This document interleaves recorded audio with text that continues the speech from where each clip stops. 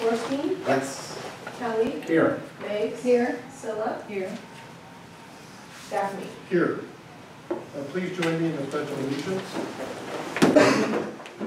I pledge allegiance to the flag of the United States of America and to the republic for which it stands, one nation, under God, indivisible, with liberty and justice for all. I'd now like to adjourn to closed session. I'd like to reconvene to open session. There's no action, no reportable action. Thank you. Now it's agenda item 6, approval of agenda. Any changes to the agenda? Are we going to change in the order of the agenda? The order of the agenda? We could move 11 up there. For consent? I don't think so. No, it's fine. I move we approve the agenda. Are you going to be comment on one of the agenda items? No, I'm here for Two questions. the variance on two crests. And H. Then item 10H. Okay. Well, So move. okay, that's on the agenda. Okay. That's on I the move consent. we approve the agenda. I second. Okay, any further discussion? All in favor? Aye. Thank you. Now it's an open time for public to give. Oh, no, actually, that was it. No, that was the agenda. It's not the, we haven't done Oh, that the, was a consent. haven't done the consent. I'm We going just to approved the agenda item. My It's okay. It's on the agenda. My bad. You're not really Okay, that's fine. I was going to the food counter actually. Here's item 7, is open time for public to raise items not on the agenda or for future agendas. Any public wish to raise items? No. Seeing none. Okay, agenda item 8 is committee reports out. Finance committee, would you like to take that one? Yeah, well, the finance committee met yesterday, and we talked about the interim financial reports. We did not see anything about the interim financial reports that was startling, but we did ask for a change on that, because previously on the check register, the paychecks to board members, in addition to paychecks, and reimbursement to board members was on the check register, and then now it's under payroll. We haven't asked for it to be taken out of payroll. We asked for a little space at the end for public transparency, so that all checks to board members, not just reimbursement checks, which are typically on the check register, but board member meeting checks here, so that everybody can clearly and easily see what the board member's compensation is. We've talked about, if I can get the finance committee, yeah, the professional services agreement with Humphrey Consulting to audit and update the sewer system management plan. This is required that we update this sewer system management plan, and the amount was not to exceed $19,810. That's an agenda item on the consent. Thank you, item 10G. We looked at authorizing agenda item 11, considering authorizing the general manager to execute contracts for financial advisor and bond counsel services for the fiscal year in anticipation of a possible bond sale. And that's coming on this item, so we're going to discuss a little bit further. It's not on the consent, so I think I'll just say we looked at it and we approved that item. We talked about the February, the agenda item 12, considering of temporarily suspending the operations and maintenance fund balance policy, and that's because in anticipation of a large expenditure, we want to temporarily suspend our operation and maintenance fund policy, because the policy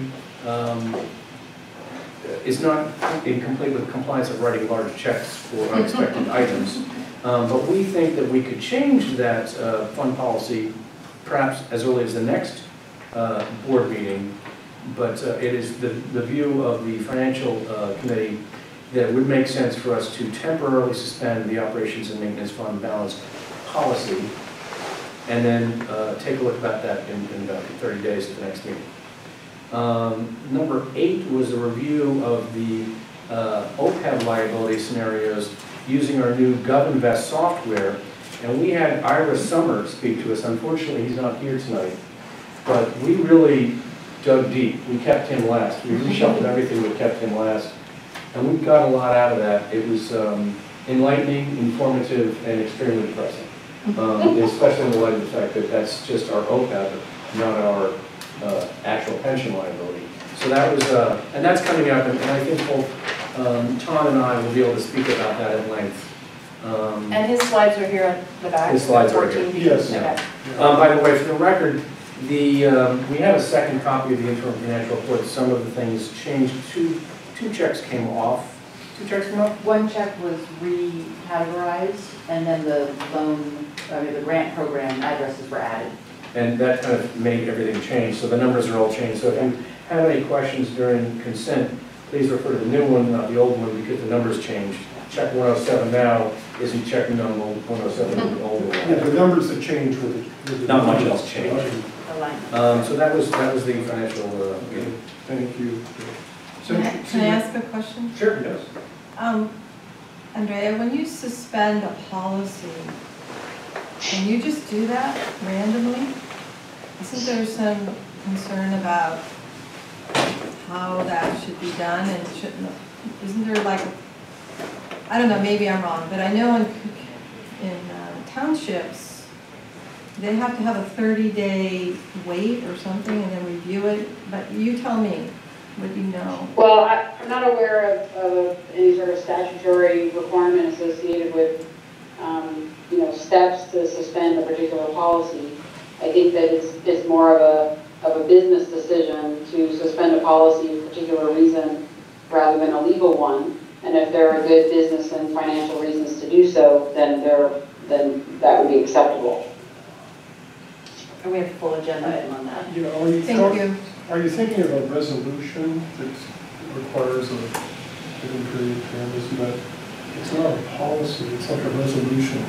Oftentimes in the city takes, There's no legal requirement that we have this policy, so I think there would be no legal requirement that we do anything in particular. We're going to But we have an discuss that. agenda. I thought from listening to the discussion that it was then to be changed at a later date to more accommodate what we really meant it to be and be clearer for in the future should this ever happen again. Until we want to suspend it again. Yeah. Well, no, we wouldn't have to. It would have to, because we have that We're going to get exception put in. Any other questions on that? Okay, Central Marin, Sam? Sure. It was a pretty short meeting last night.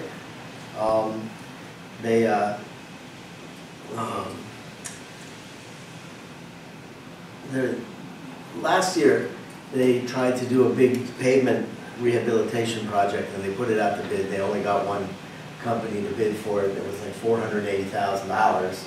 And so they said, forget it, and they rejected all bids and came back and split it into two pieces. And so now the smaller piece was $60,000 and the larger piece was approximately $180,000, which then brought the whole thing up to about $240,000, saving therefore $200,000 on the paving project.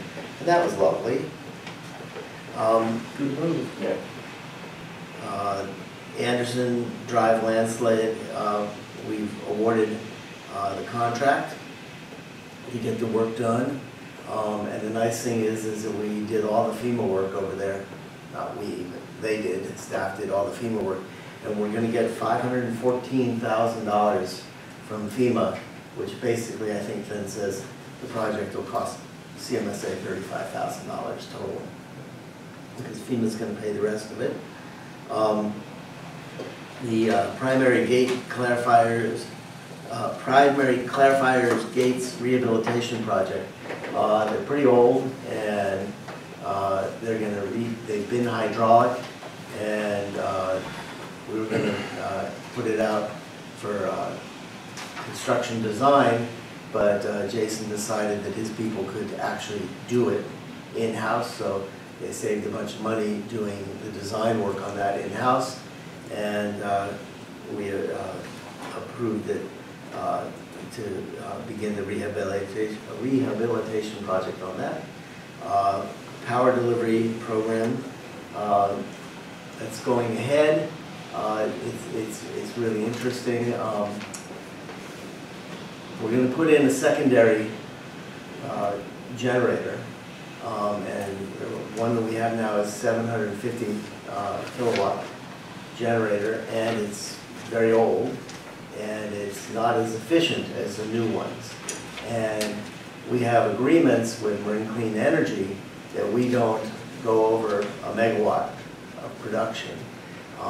But we're going to be putting in generators that will have that capability. Basically, there are ways around it. You can change the nameplate on the front of the generator for now and force it to not exceed that amount.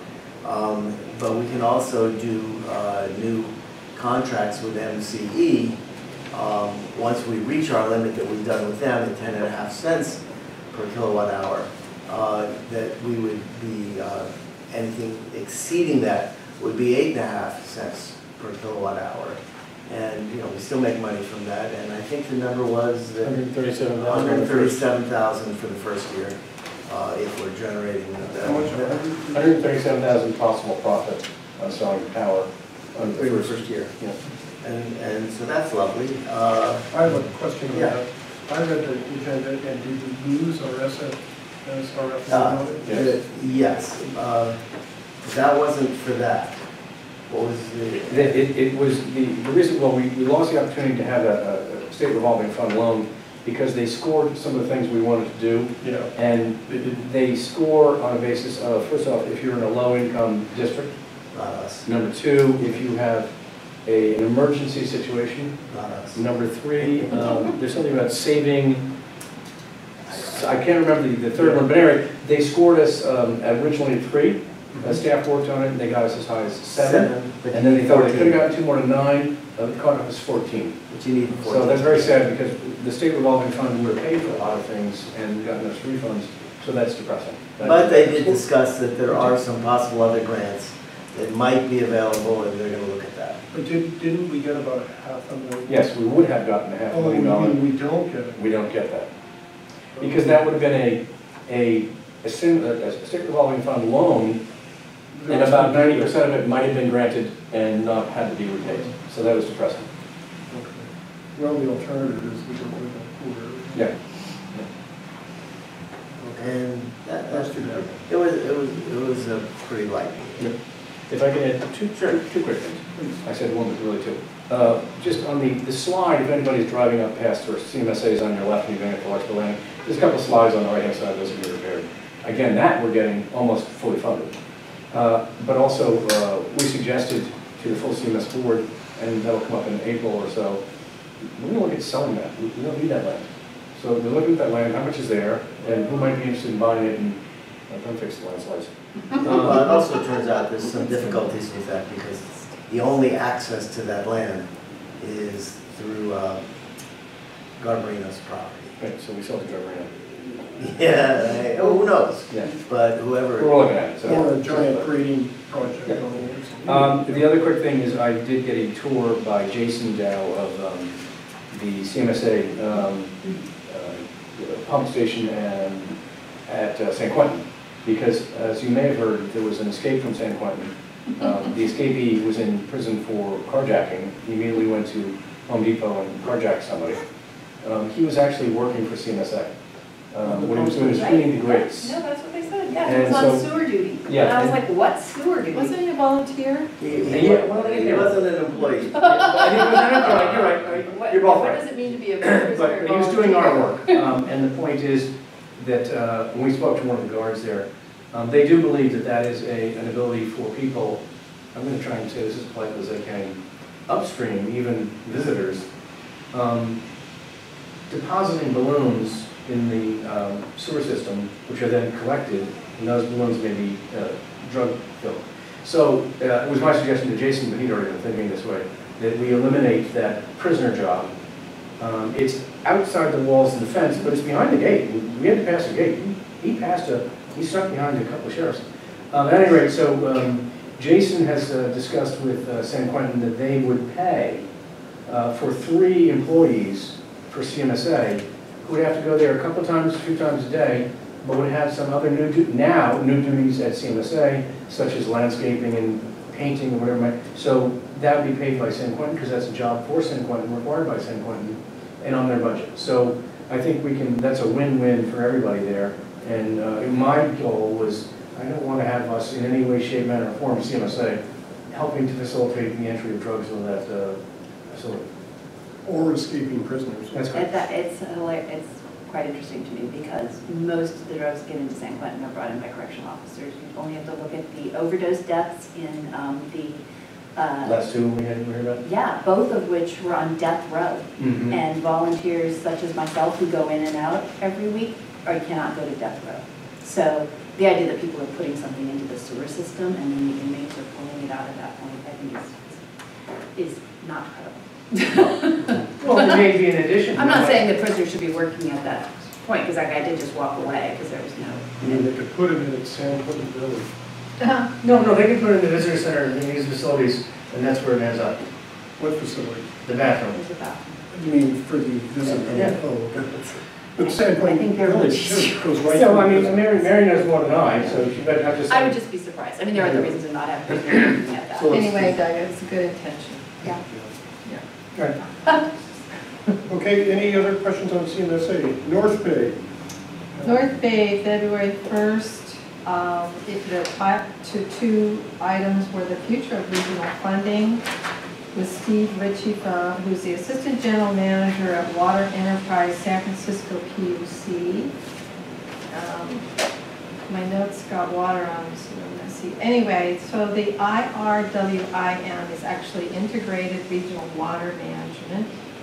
And they identify issues on a regional scale. They try and help reduce conflict. They also look at social, environmental, and economic issues. They also have, I think you can apply for grants. They are in that process, and they're really looking now at communities that are, where is it on here? You know, what do they call it? There's a certain term, disenfranchised. Disadvantage. Yes, and so he gave an example of one. And he also talked about the public health issue to help recycle, help habitat, water quality, our watersheds, and storm flood and stormwater. So it was really interesting. What else? I think that's it. And they're really looking at this term, one water. So it really broadens out how we, look at water and how we plan with water. And then we had an awesome tour of the Casa Grande Fish Hatchery, which I didn't even know existed in Petaluma. What an amazing facility. This is, they have been doing this, I think, since the 80s. And let me see if I can just read through something quickly. So one teacher took it upon himself, and he started this 35 years ago when it started.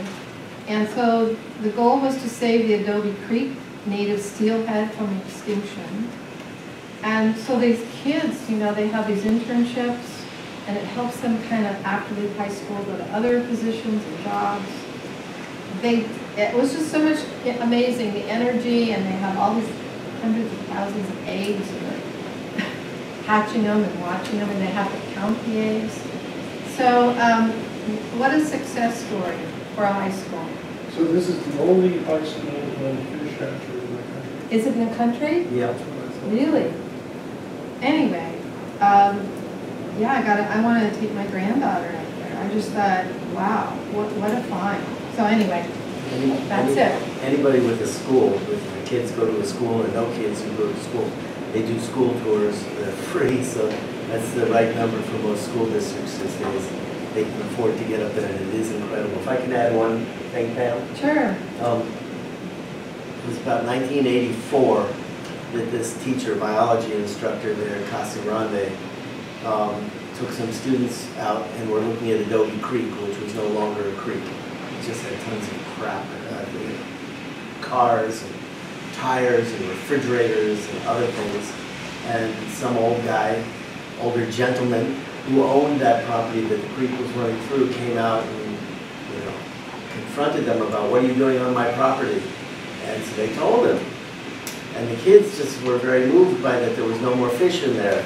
And they went off and did this whole big study and figured out that all the water had been rerouted to a detention place up there, but that Petaluma was not using much of the water, and that they really could fill Adobe Creek again.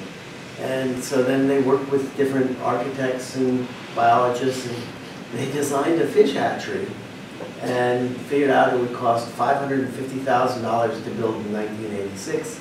And they went and told the school district, the board, this is what we want Petaluma to release the water, and we want to build a fish hatchery that's going to cost $550,000. And they all kind of snickered and said, yeah, whatever. Go ahead, you raise the money and you can do whatever you want. It's not going to happen. And the kids went out and did it. They raised the money, they talked to the city and got them to release the water into Adobe Creek. They cleaned up a lot of the Adobe Creek and opened it up for steelhead again. And they built a fish hatchery. It is the only high school in the United States with a full, well, I mean, universities go there to study what they're doing. It was very cool. Terrific. How about the ad hoc education and outreach committee? They suck. No. Dan, you want to do that? Did we meet since the last one? Did we talk on the last meeting? I don't know. I Wait, have our sorry. agenda here from 128. Okay. Oh, he left. And we have, And So- it's Oh, that was gorgeous. I meant that comment for facilities. I apologize. because you're right. I apologize. That was meant for facilities. I didn't get it, that's okay. So Steve Mixus, Steve Moore, myself, and Doug, I called in, I was sick. But Steve Mixus did an awesome, he does these amazing agendas, and he puts in the time. So we're really, and we're just doing so much fun things. We've got 2 videos. Oh, look at you. Wow. we now have door hangers. We are just like wild. We're just having so much fun with it. So we got the RX Safe that's done, Yep. and then the flushable, no, the other one, The drugs. Fog and drugs. okay, those 2 are done. Flushable is not quite done. One of the complaints I had with flushable is because, where's the organization that already has these projects? RX Safe. RSA, thank you. No, that has all the commercials. They work, they Thank you, something. is that right? Well, Gold Street. Gold No, Street is yeah, what I'm they're thinking doing of. They, when they talk about flushables, they keep calling them diaper wipes. And when I was raising my children, I will say we threw them away, but the diaper went in the diaper wipe went in the diaper got wrapped up and they got thrown out. So when you keep saying diaper wipes, you're like, oh no, it's fine. You know, these adult flushables are flushable. So I'm not accepting that because the adult flushables are the problem, not the diaper wipes. Because the diaper wipes typically go in the garbage can. They are a problem. But it's the, Jason mentioned that he had been at a hotel where they actually had a little sample packet or a little guest thing. It was very small, and there's a certain test. You take that, you put it in the water, and after 15 minutes, it should break apart. It didn't break apart in 15 minutes. It didn't break apart after dinner. And so when you wake up the next morning, it still was, you know. And so I'm not happy with the flushables because it's really an unfortunate story, but especially in London, I don't know what the problem is in London, but they've had 2 huge fat, oil, and grease and flushable things become, globs become literally like 100 feet long by 40 feet wide, and at one point they had to send scuba guys down to break it up.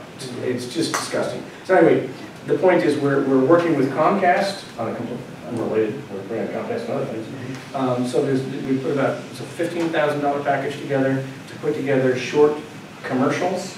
The 2 of the 3 are made, and they're going to be going for about a 4-month trial period. 7. And one of the thoughts we had is we had a couple of options doing a little bit more, a little bit less. We thought we'd do this, and then at the end of it, we'd call our colleagues in the area and say, because some of these other ones are put together, Las Colinas, Novato Sanitary, Sausalito, Sanitary District number 5. If you'd like to join in on this, we can keep this project going and put your logos and your names on it as well. Yeah. It's all canned, it's all done, it's all in the bag, it's already been on Comcast, so that we can continue this, but not have to bear the burden. It's only $15,000, it's well under our budget for public outreach. Right. And it goes live March 1st?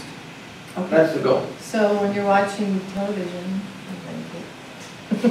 Only or for Comcast. ESD'd, That's right. And so while I had these door hangers, and so when our folks go out in the field and we deal with something that may have, a flushable issue with what we clean out, like clog, or if there's roots that we remove that are near the sewer main that may have been pushed down by a plumber into our sewer main, or if there's grease clogs, we'll actually put targeted educational door hangers out to the public to remind them of these general messages. So that's more, at the customer level, just that we're all in this together and we all can pitch in to make this public sewer system work better. But to your point this committee really is, I think, pioneering a public service announcement commercial idea on local cable.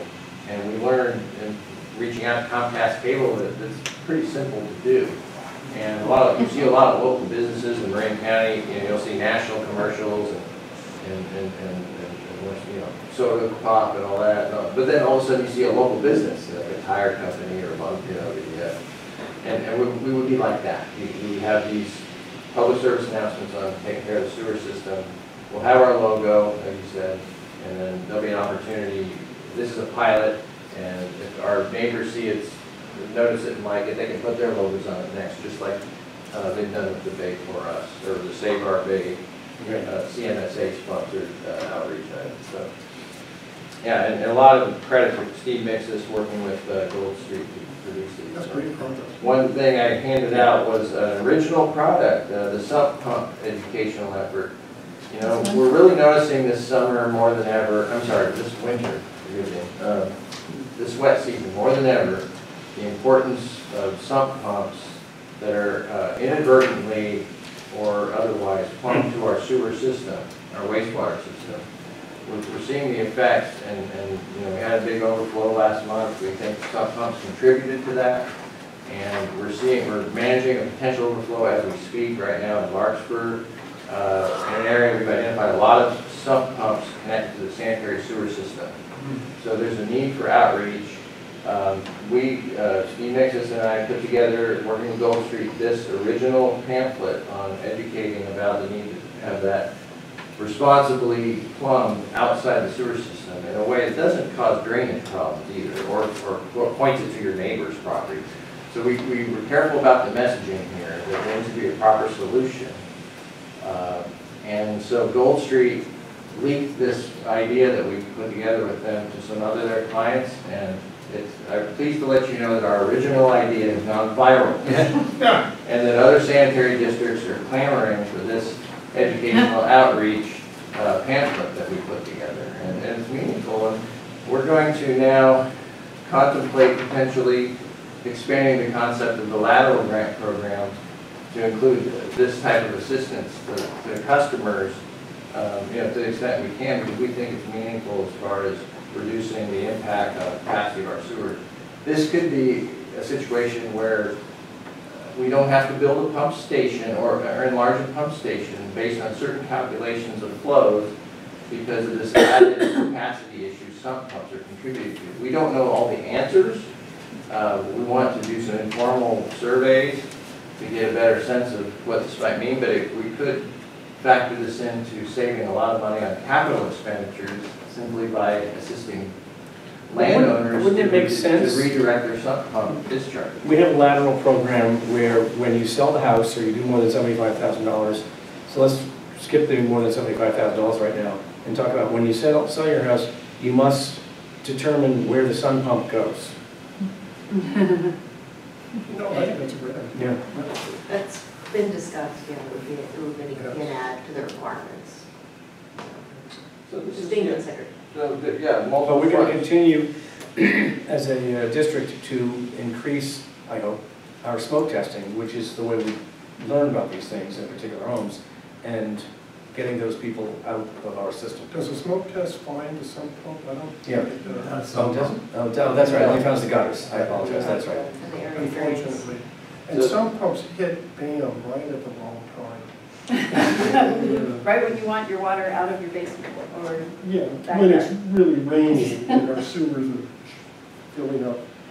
That's right. You know, I saw your door hanger, Steve showed them to me, Steve Mixis, and they're really wonderful. They are good. Is that Edge, who did those? Edge- Gold Street? Gold Street, yeah, they're good. Anyway, thank you. Thanks to the committee for this, the energy behind this. We got more stuff, but we're not working on it yet, but we have more ideas. Steve is doing a great job. Yeah, I think that, you know, these, the sub pump, the lateral grant program are additional ideas that we're working on for commercials too. So during the 7-month pilot program, we're gonna trickle those products in. There'll be a little more homespun, but we'll run by the committee and see what we think. Okay, thanks. Thank you. The ad hoc committee for facility search activities. My previous comment was meant for that one, which Tom and I are on, so I felt okay making that comment. Last month, we, well, for a number, now is where we report out, right? Mm-hmm. Okay.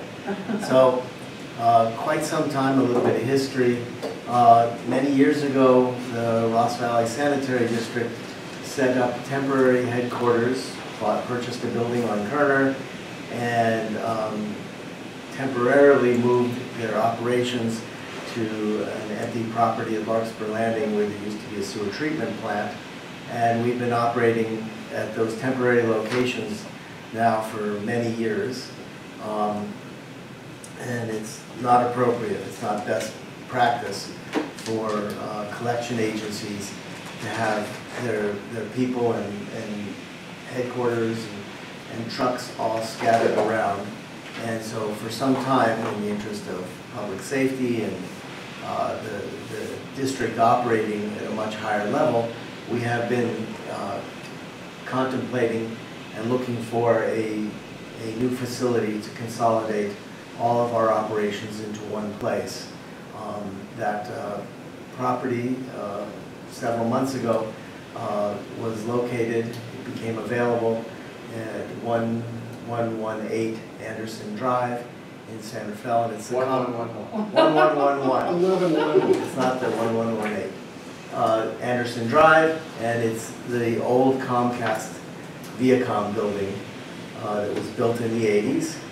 It's a phenomenal building. It has a tremendous amount of parking, and we, the board and staff, felt it would meet the needs of our district now and far, far, far into the future.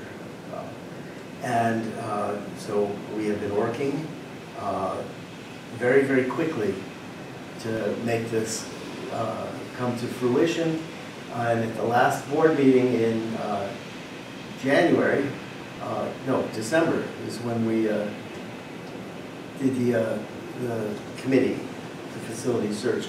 Yeah, we needed, a lot of things happened really, really quickly. It's a very desirable piece of property, and we were not the only ones interested in it. And we had to be nimble in our ability to react to different things going on. And so the board here appointed Tom Gaffney and myself to be a facilities committee to work with staff and be able to react very nimbly.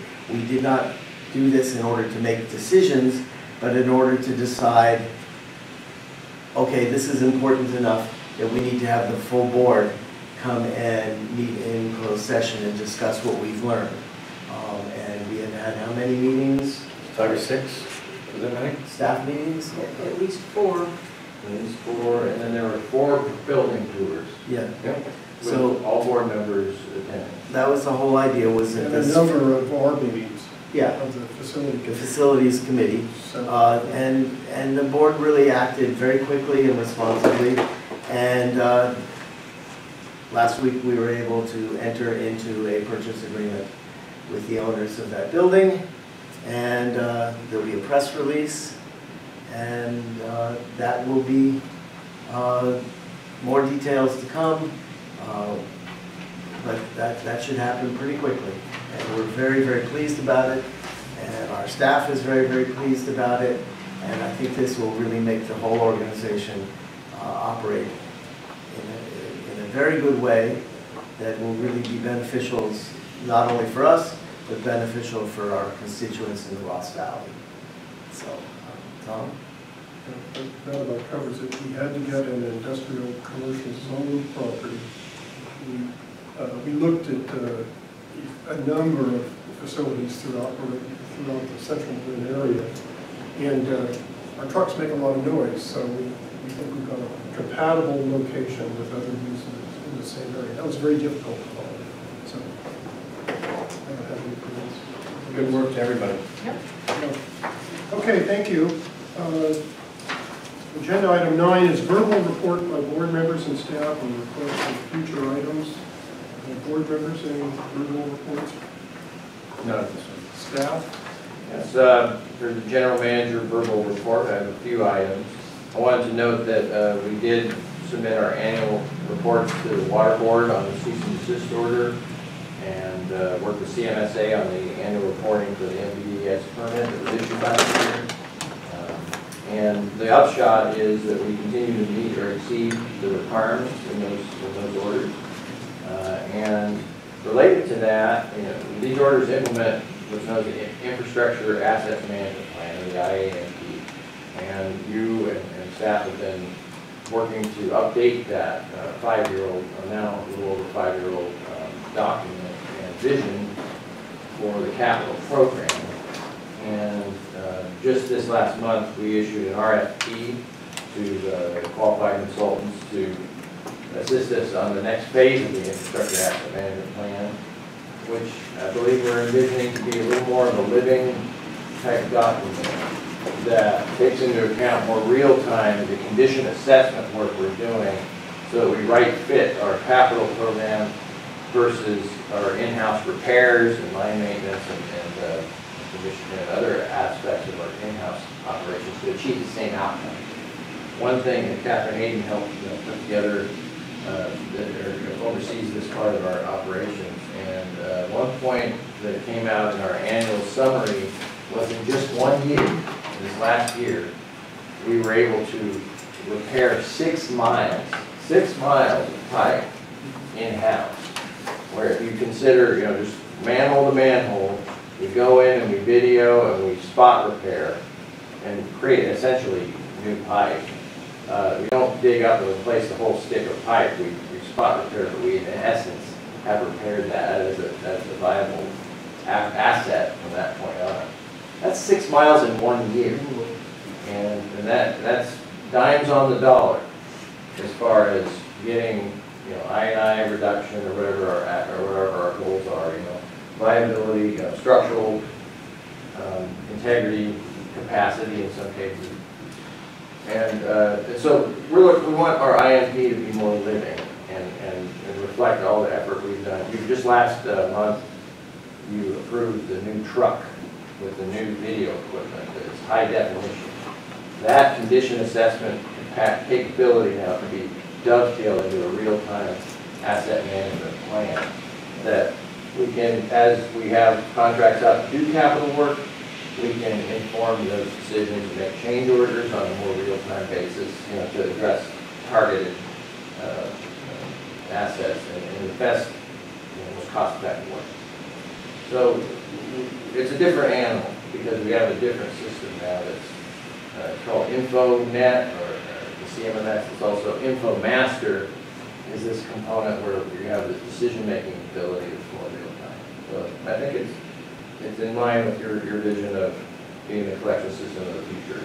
So we're excited about that. And we can use that to really inform what the regulatory expectations will be going forward. So that it's not just miles of pipe, it's not just quantity, it's the quality of the work.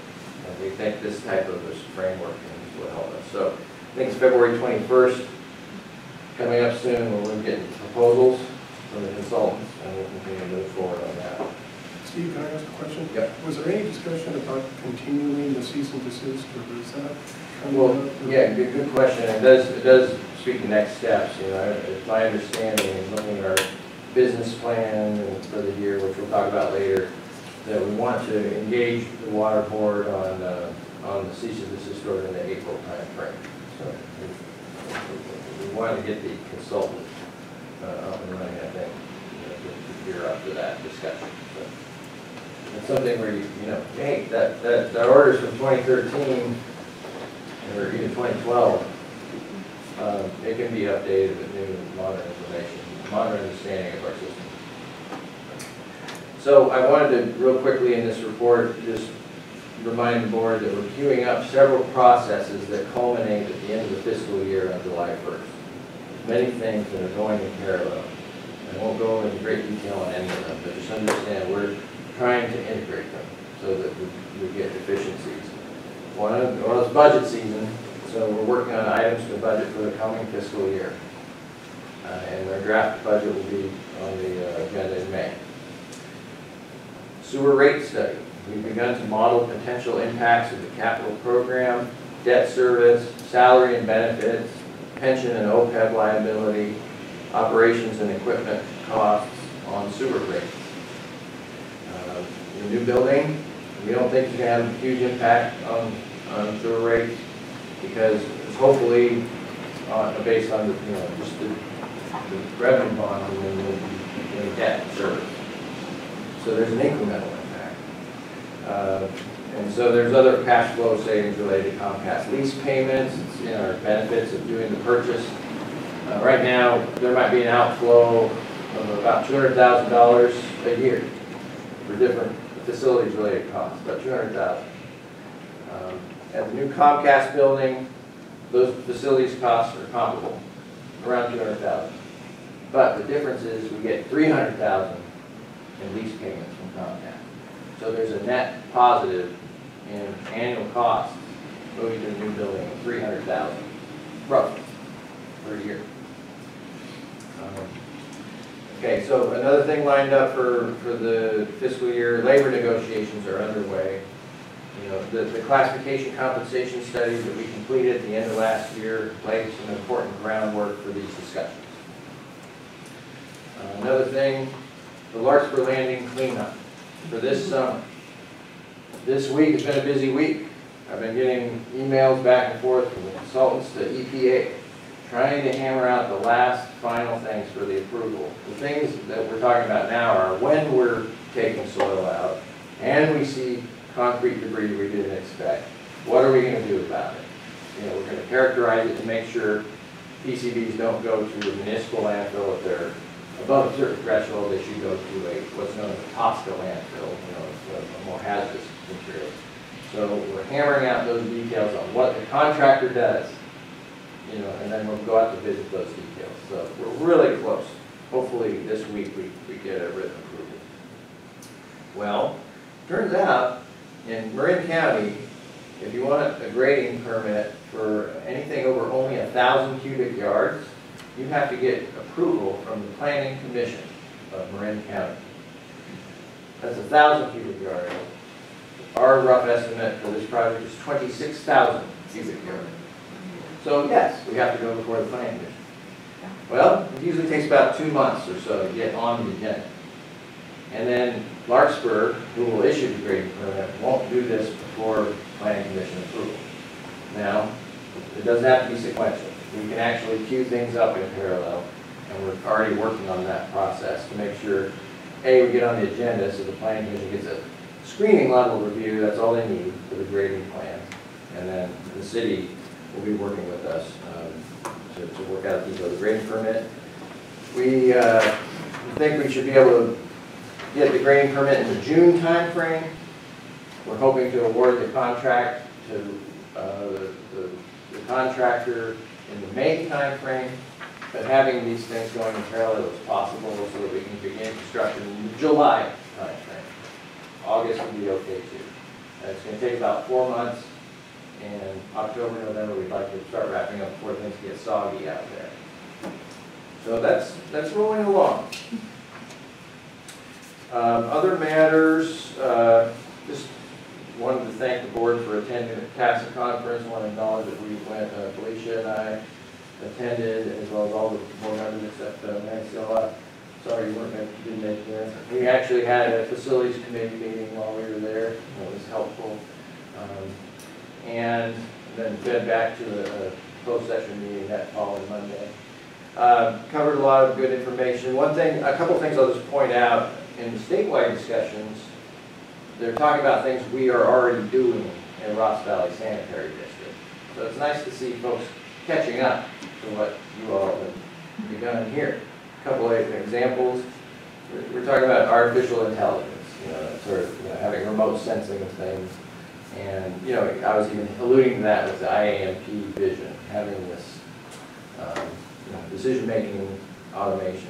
Well, our smart manhole covers, working hard today during this atmospheric river event today, giving us feedback on our system, helping us deploy our emergency response in a methodical way, in terms of prioritization based on data. That's a form of AI, that we're already implementing. It's made us avoid sewer overflows today, February 13, 2019. We still may have some tonight, because the next wave is coming in at 8 o'clock, and we're humble, and our system is surcharged right now. But you're not, we're not alone. Many other systems today have overflowed significantly, and I won't name names, but they're coming in from all over the region. And so our crews are very seasoned, if you will, and know where to target the response. So we're doing a good job of mitigating. So the smart manhole covers are part of that in action. Another thing is the competency-based training. The CSRMA, the Risk Management Authority, that does the insurance for different sanitation agencies around the state, we're featuring competency-based training as the top ticket item to talk about. And Oraloma out of the San Lorenzo area was featuring that for some of the treatment plant operations and marketing it because of the idea that expertise is retiring at a great rate these days, and we need to harness that knowledge and pass it on to the next generations of our workers at the collection and treatment system. So this is something you've already backed, the previous general manager's initiatives here, and our friend Jim McPherson was acknowledged in this seminar as a leader and pioneer, and he's the one doing it for us, or overseeing us and assisting us. So again, seeing that statewide level, our activities are being imitated. What I noticed, just in addition to what you just said, is Oraloma was talking about that they hope to have this implemented by 2022. And I was very happy to be thinking that we've implemented it now. We're implementing it, and it's ongoing. We're just going to be getting the third-party assessment part of this activity after the wet season dies down. We have some time to do the training. So there's a stepwise approach, and we're still getting through it. But Oraloma hasn't even touched the collection systems. We're already working. That's our mission, and we're working through that and coming up with things that others will take note of, just like they do with our sump pump educational brochure this week. So, it was gratifying to see the things catching on statewide that you all have already supported here. Quickly, yeah. If I could do on CASA, yeah. One more thing on CASA is that CASA has decided to work with the legislators of California, our state assemblymen and state senators, to write a bill to require proper labeling of flushables as non-flushable. And so that would be very helpful because they're going to pull the big log and do that work for us so that these packages have to be very clear. I had a comment about CASA too. It's a group of agencies like ours. It's very high level, and I attended one session that our assistant GM attended, and basically we get to steal somebody's idea that they worked on developed over, I know that it took them a couple of years. We worked on all the wrinkles and then hand it to us, and it's a program for some kind of merit pay if it's applicable. We've done the same thing with our metrics report where we absolutely steal somebody's idea. We work the wrinkles out of it, here's how to do it, and, we modify it to our own way. And it was one other program too. Our lateral program was based on a lot of work that was done in the East Bay. Castro Valley. Yeah, Castro Valley, and we just get to, we don't start from ground zero on these things. Right. And, it saves us thousands of hours. I can touch on that. Corte Madera put on our agenda. Corte Madera, of course, is Sanitary. sanitary district. They're looking at copying verbatim our lateral program for Corte Madera. And I spoke to town manager Todd Cusimano about that, thank you for that. Because of course, my goal is for all of Marin to be under the same lateral program. The realtors are asking for that, and it makes a lot of sense. And it's a good idea. And we gladly share it. It really helps sell our program if everybody's doing the same thing. Yeah. Excellent. Go ahead, Pam. I went to a couple roundtables. There's a whole new thing on pesticides and wastewater. Very interesting. I guess recycled water they don't test for pesticides. So this whole concept in there, it's called the California Department of Pesticide Regulation. So it was pretty fascinating.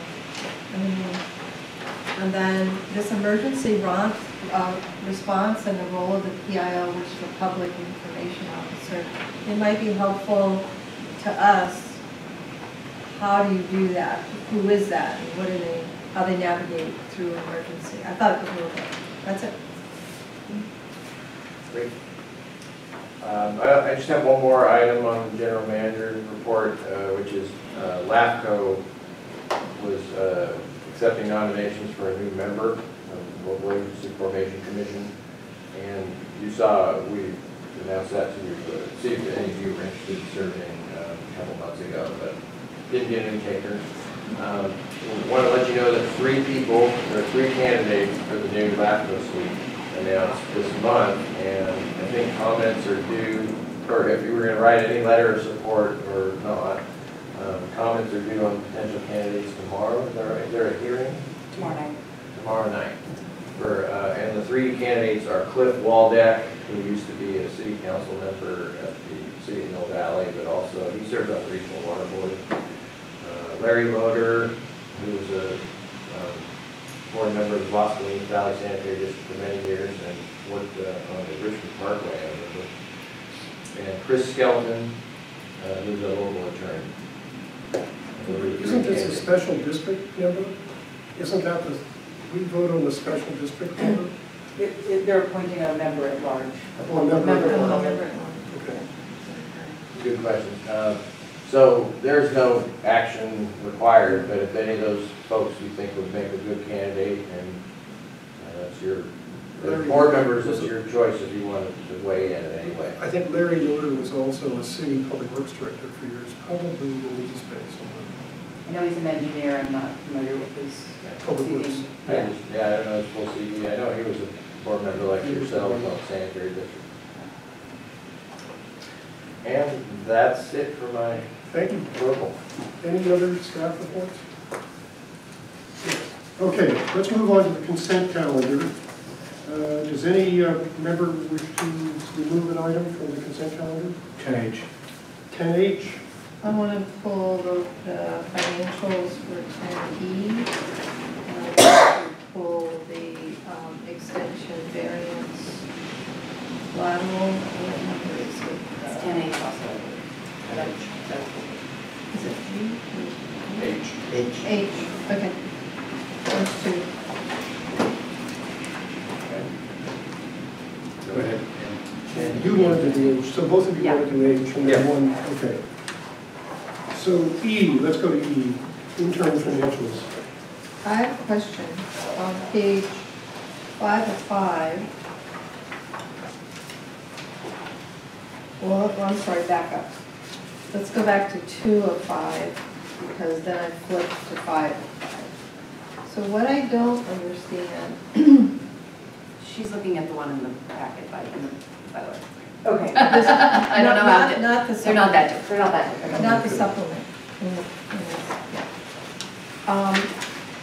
Line 19, the budget says 288,000 for the legal, right? Yeah. If you move to 5 of 5 and go to line 20, we're still at an 18-19 budget. It says 304,000. So I don't understand that. Unless I'm. So 5 of 5, what line is it? 20 on the 5 of 5. Those numbers are different, but shouldn't they be the same?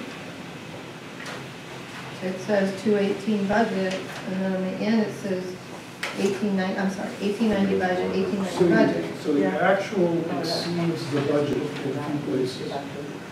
But it's- So the actual is higher than the budget. But I'm not looking at actual, but, Yeah, you are on 5 of 5. Big papers. On the big one, it's got some actuals and some budget. I guess I'm looking at the last, Yeah, and that includes some So it- months that were over budget So this number is a combination of the projected. and the actuals. okay, I guess if it's not written out, I won't know that. I was just looking for it. Oh, okay, that's the budget. But this is a combination of actuals and projected, and because we've been over projected, we've been over the budget, that number is gonna be larger. Okay. Yeah, and if you go up one row to professional services, accounting, IT, other, Mhm. you have a different direction, where the budget was higher, 519,640, and the year-to-date budget number is lower, Yes, I see at that. 484,406. Okay. So my other question is, on the outside attorneys that we've been using, not just Andrea, do they all go into the legal professional services, or do they go to outside services?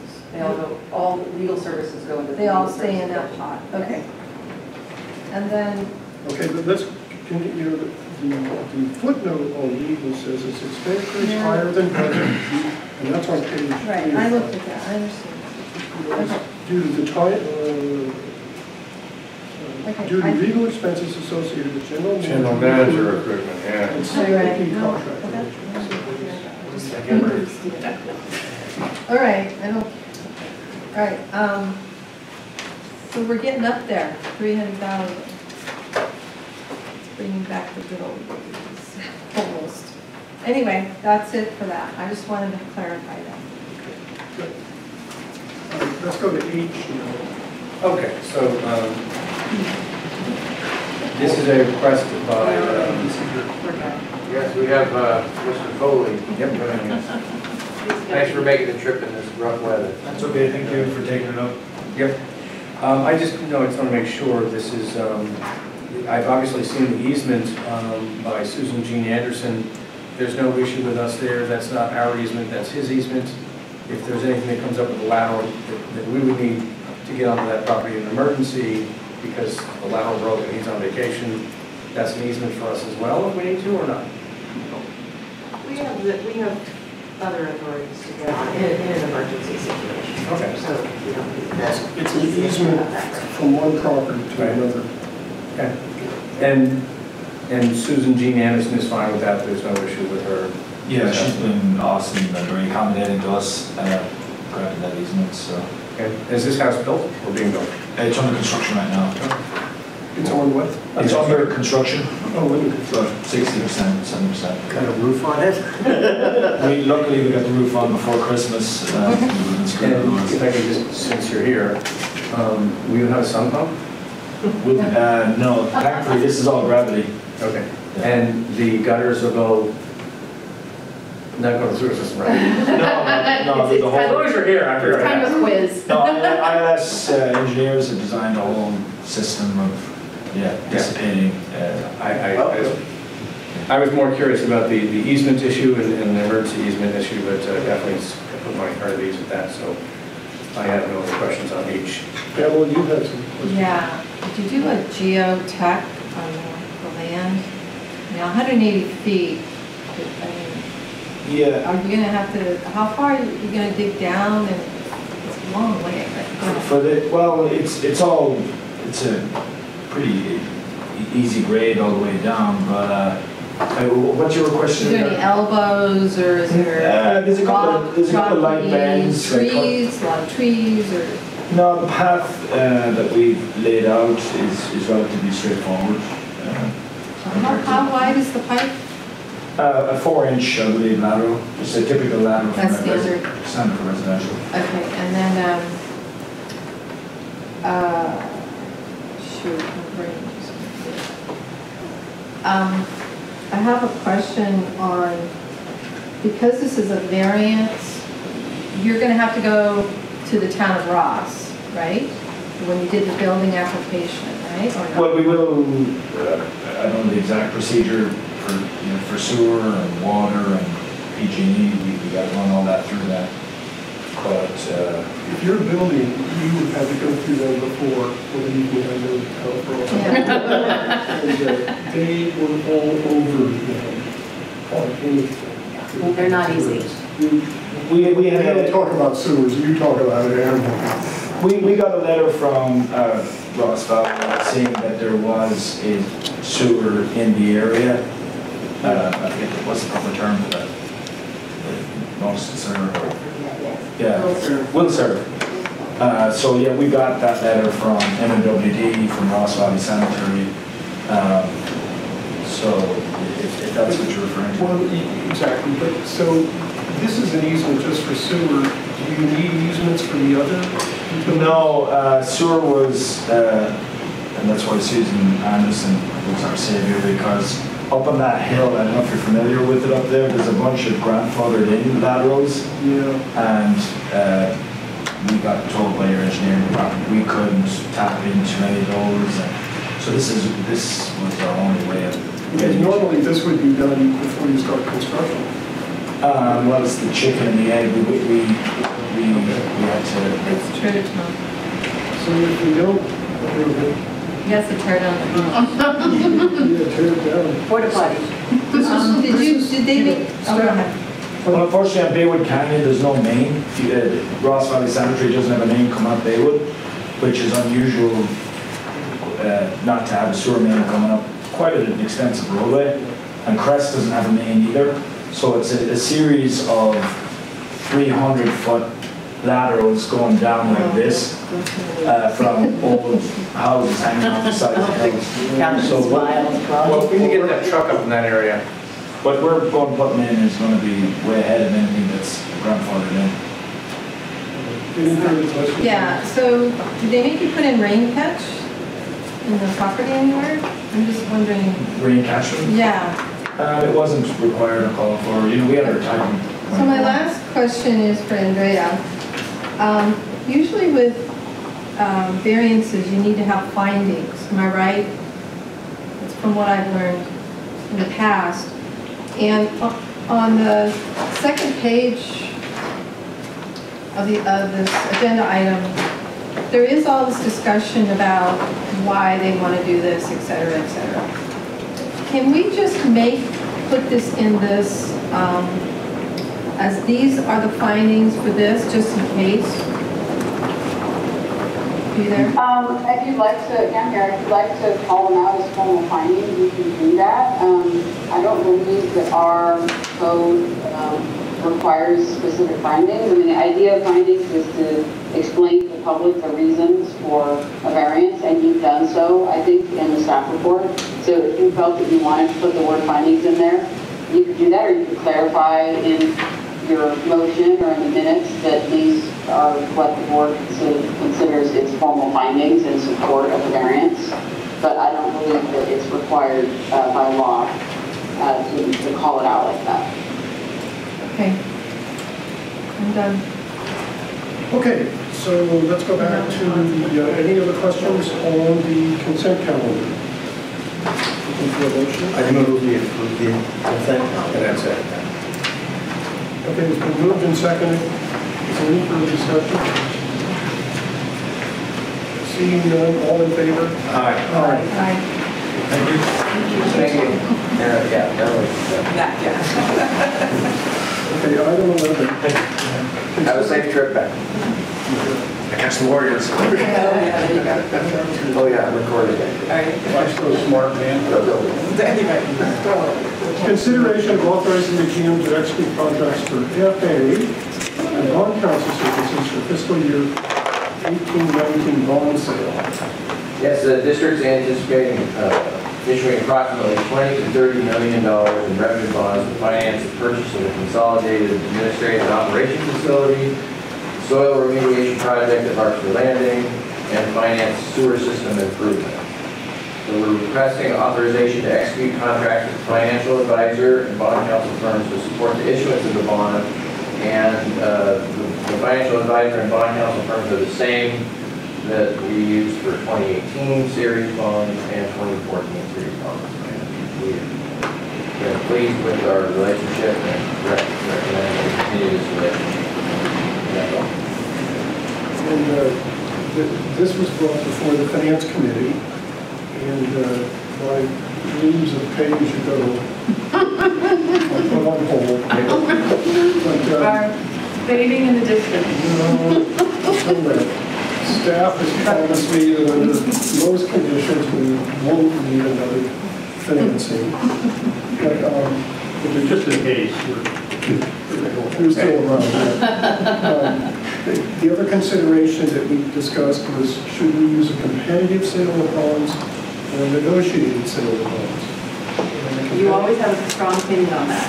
Sometimes it's one way and sometimes it's the other, as I recall. I've got a strong opinion. I do like competitive better.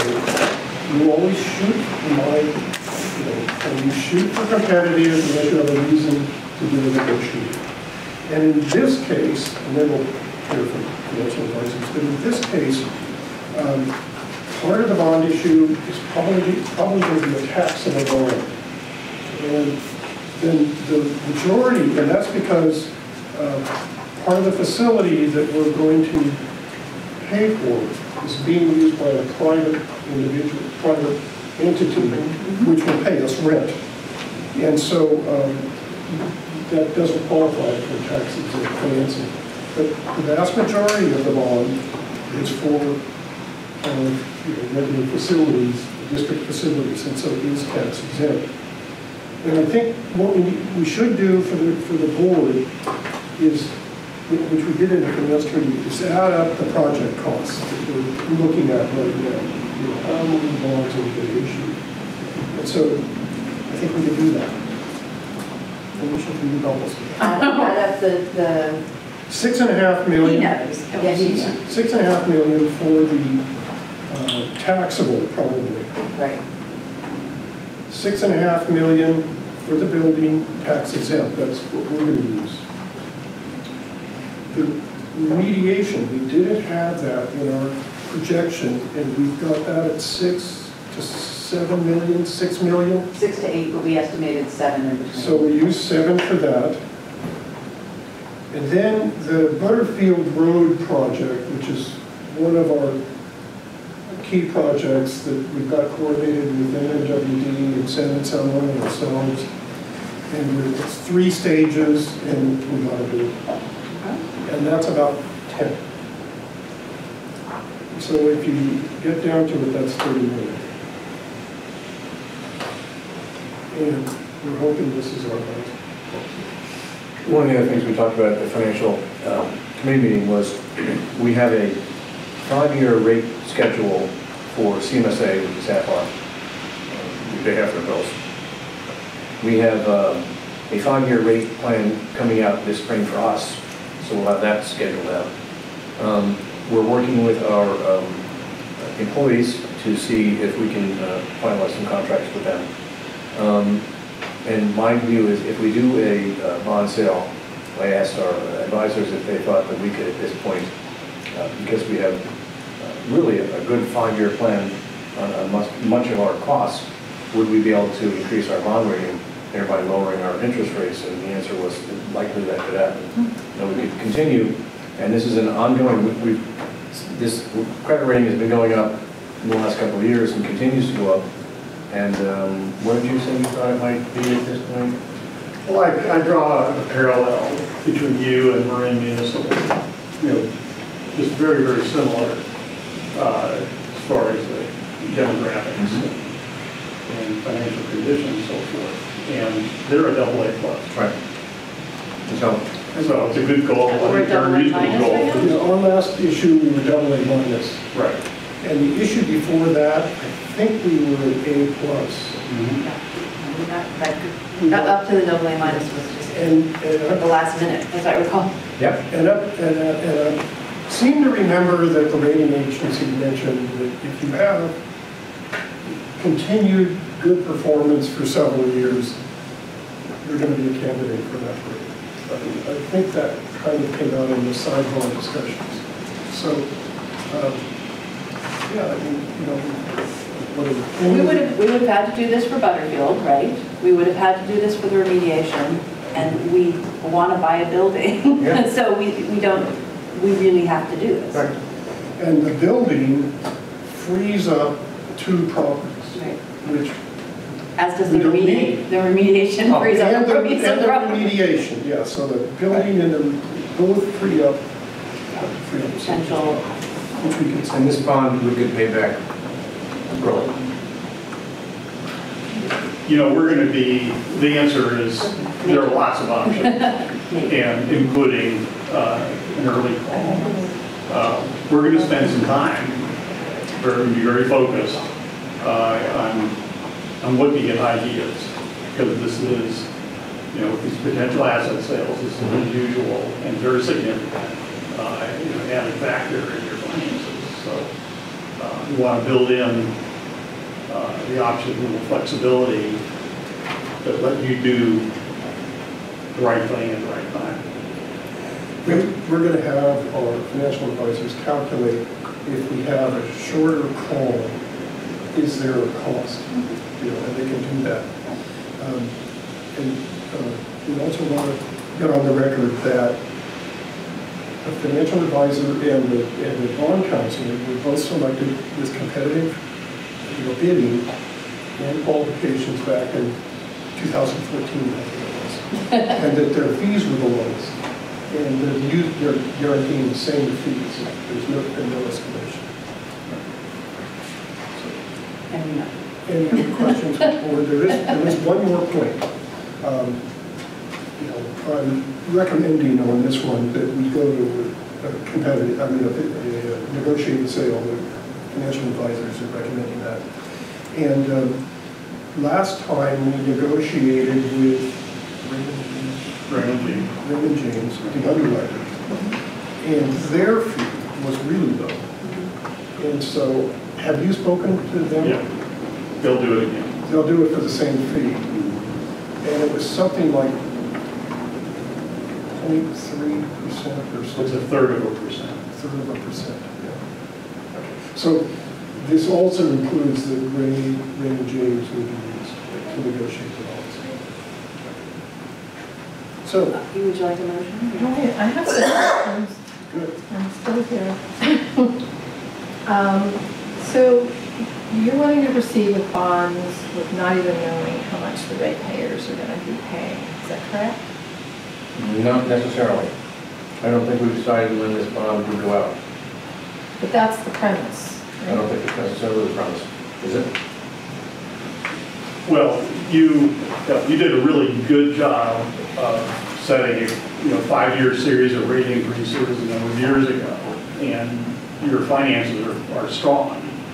I ran a calculation for borrowing $20 million and plugged in the debt service to your most recent 5-year forecast, and their coverage is fine.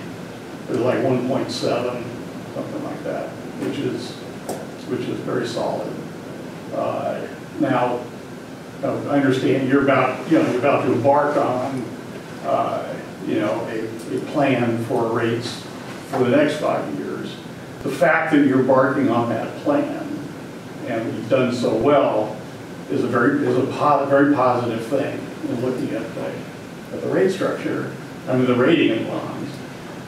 And frankly, I have to go back and run the numbers for 30 years, but I think we'll have no problem selling a bond issue. We'll have good coverage, without raising your sewer rates. So out of the box, you should be fine, and your determination as to what to do with regard to sewer rates is not going to be strongly affected by So we have no clue though what percentage the increase of the rates would be, because we haven't done a rate study. Right. So we really, We haven't also determined when we'd be doing the bond sale, correct? I mean, we haven't decided that. No, you haven't decided. It could end up after the rate study is in effect, which I thought we actually, had to do this though for the property sale. We Part never of done it because remember, we're going to borrow when we're going to use our cash. Right. And then we're going to reimburse ourselves. So this, for the building portion, we're going to reimburse our cash, our existing cash. And so there isn't really a crisis on this. You have a tentative, you've done a tentative schedule without checking in with us, but it's in May. It could easily be June, in which case I believe by June our rate study is going to, I think we're having a finance committee meeting in March, which will get some preliminary numbers. So, we might even have it approved by the time we sell. and that was my hope, Pam, that we could possibly have our 5-year rate plan done. Approved. And approved. Explain to the underwriters that are and the creditors, credit agencies, that our CMSA 5-year plan is in, see where we are on our labor agreement, and we've therefore really laid out a 5-year or some short, some long plan on our costs. And that's why I think if those things are in place, we'll have a better chance and an even better credit rating, and to increase our opportunities for lower interest and lower cost to us, and not better for the ratepayers. So my goal is to hold that off as long as we can and get these other parts in place so that we've got a package that looks like a 5-year, and maybe not all of it's 5-year, some of it could be 5 years, some of it isn't plan. And actually, that was my hope, is to have an approved rate schedule for 5 years, which I think would almost guarantee, if not for only me personally, that we would get a credit upgrade. If we had a 5-year rate program in place, I think that makes us stronger. Right. Absolutely. And then we get a better rating, and then we get a better deal. Interest rate. You get better interest. Better interest rate. So I'm on the fence because it feels like a horse for the cart. I understand more. You explained it. I thought we had talked about something, that part of the bond money, we could only use part of the bond money to pay back the facility. Is that correct? Yeah. There's a restriction on that The only restriction is or that something? the part of the facility is being used by a private enterprise. And so that is not eligible for tax exempt financing. So it would be like a 2 series bond, series. Oh, I series get B. it. Okay, so one bond would go, okay. So But one, I don't think it's cart before the horse, because we're in the quad building. well, And it's we're not gonna borrow done money yet. under the next item from our reserve. And I know you're a big proponent of the reserve, and so then we need to pay it back. So Right, I actually, we'll have nothing. The reserve will be gone and 11 million, am I correct? The Everything, reserve all will the be cash. reduced by the 13 million short term. But we won't have any cash, that's what I was told. Yes, we will. We've got a study that shows we have sufficient. So the That's way, what we talked, right? the way we worked out the reserve strategy is a portfolio, because we looked at our capital budget and know that we're not going to spend $2.6 million of it this fiscal year. So that's available from a cash standpoint. That's not 13, that's part of it. And then there's other reserves. cash, unrestricted cash is fine. So unrestricted cash reserves, there's $5 million available of that, $11 million, which we set aside as 1/2 of a year. Our policy as a district is to set aside as cash reserves 1/2 of the operating budget for the year, or basically July to December. And that's about $11 million. So we were going to take $5 million from that, $2 million from capital, so that's 7. And then there's another 6 from what was it, 5. So there's There's capital, operations, reserve, and then cash. Cash, oh, and cash. We have unrestricted cash. The only reason I'm hesitating a little bit is that I don't think we want to talk too much about what that total amount is. I'm not sure that that's, right, I'm not sure that that's a, Why not? I don't, Well, it's just a ballpark. Yeah, it's a So- ballpark. So what I let you know, and let the board know, and give you comfort level that we've looked at our available cash, which was important to actually get to a purchase and sale agreement.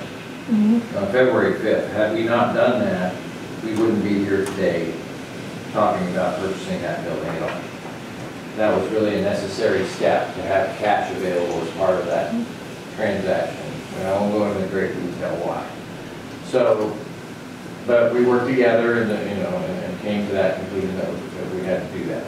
So that, we're getting ahead of ourselves a little, but that's what we're going to talk about the next agenda item. And so, to make ourselves whole, part of that, those cash reserves are actually other bond money. And we need to, from a legal standpoint, issue a reimbursement resolution to be clear and above board with the bond covenant from previous issues. So we're going to do everything above board and that's necessary. So this is just a matter of the responsible thing to do, we believe, is to move forward without reserve, without hesitation. on getting this item, having financial advisor and bond counsel services set up, move forward in parallel to make good on your policies on maintaining tax reserve. If we didn't want to do this, we shouldn't have bought the building. Yeah, I mean, let's not be sure about. Okay, I want to say something. We are in a 45-day intention to buy. We haven't bought it yet. There's no deed exchange yet. I'm just going to bring that up. But go ahead, Tom. I wasn't done. Go ahead. What's not to be sure about? We've agreed to buy a building. We need to pay for it. And so we're going to use short-term on reserve because we're not going to get the building if we don't. Now, we're worried about dipping into our reserves. Well, so are we. That's why we're going to issue a bond to reimburse the reserves. It's just a short-term deal. If part of that we're not comfortable with, then we shouldn't buy the building. Because we have to do it. I think that's what I just said. I know. Which is just to say that this is not putting the cart before the horse. This is the cart. the horse left the stable. Yeah, and both this and the next agenda item. So. Okay, so I have some more questions. Okay. So to do that short-term bond, It's a long-term bond. what? Now, the bond is probably going to be a 25-year bond. We could pay it down our own Pay down our own. if we do this, if we format it the right way. We can optionally pay it down early if we want. But it's a long-term bond. It's going to be a 25-year bond. Okay, and that's for how much? It doesn't say right there. Well, Do you know yet? counting all the projects, it's probably 30 million. Okay, so you're lumping it in with the other things, the bond that we're going to try and, Remediation. you're talking them all on top, one of them. The building costs 13 million or so. Yeah. So that's the amount we're going to use for the building. There's no some renovation. Would that be? So there will be additional costs then if we're doing a bond for the building, for the ratepayers. I just want to really be transparent about that. Well, there's that service cost. Yeah. But they are a far cry from if we tried to finance the building with sewer rates. Right. Far cry. The discussion about is it going to cost us more or save us is if we get this building, we can free up 2 properties that we own. The Kerner building, and that might be worth, who knows, I don't know, 3 million, 4 million, 3 million. 4 would be nice. And the Larkspur Landing property, which we've got to also spend 7 million to clean up. But it's quite valuable. Okay. All right, and I'll think about it in a minute. this is a different question on the first page about the lateral grant program. We have 1.25 million. I've been on the board, I don't know, it's getting close to 10 years, and I know last time, somehow I missed that in the finances. And so I've talked to various board members around Marin, and they don't agree with doing that kind of financing. They feel you should just, you know, pay as you go for laterals. So I don't know if I mean, I just don't think that should be there. You put it on a bond for what, how many years to pay back? 25, 30 years? You have 1.25 million for the lateral grant program. Well, I think the same theory applies to why we use bonds, which we put in the ground directly.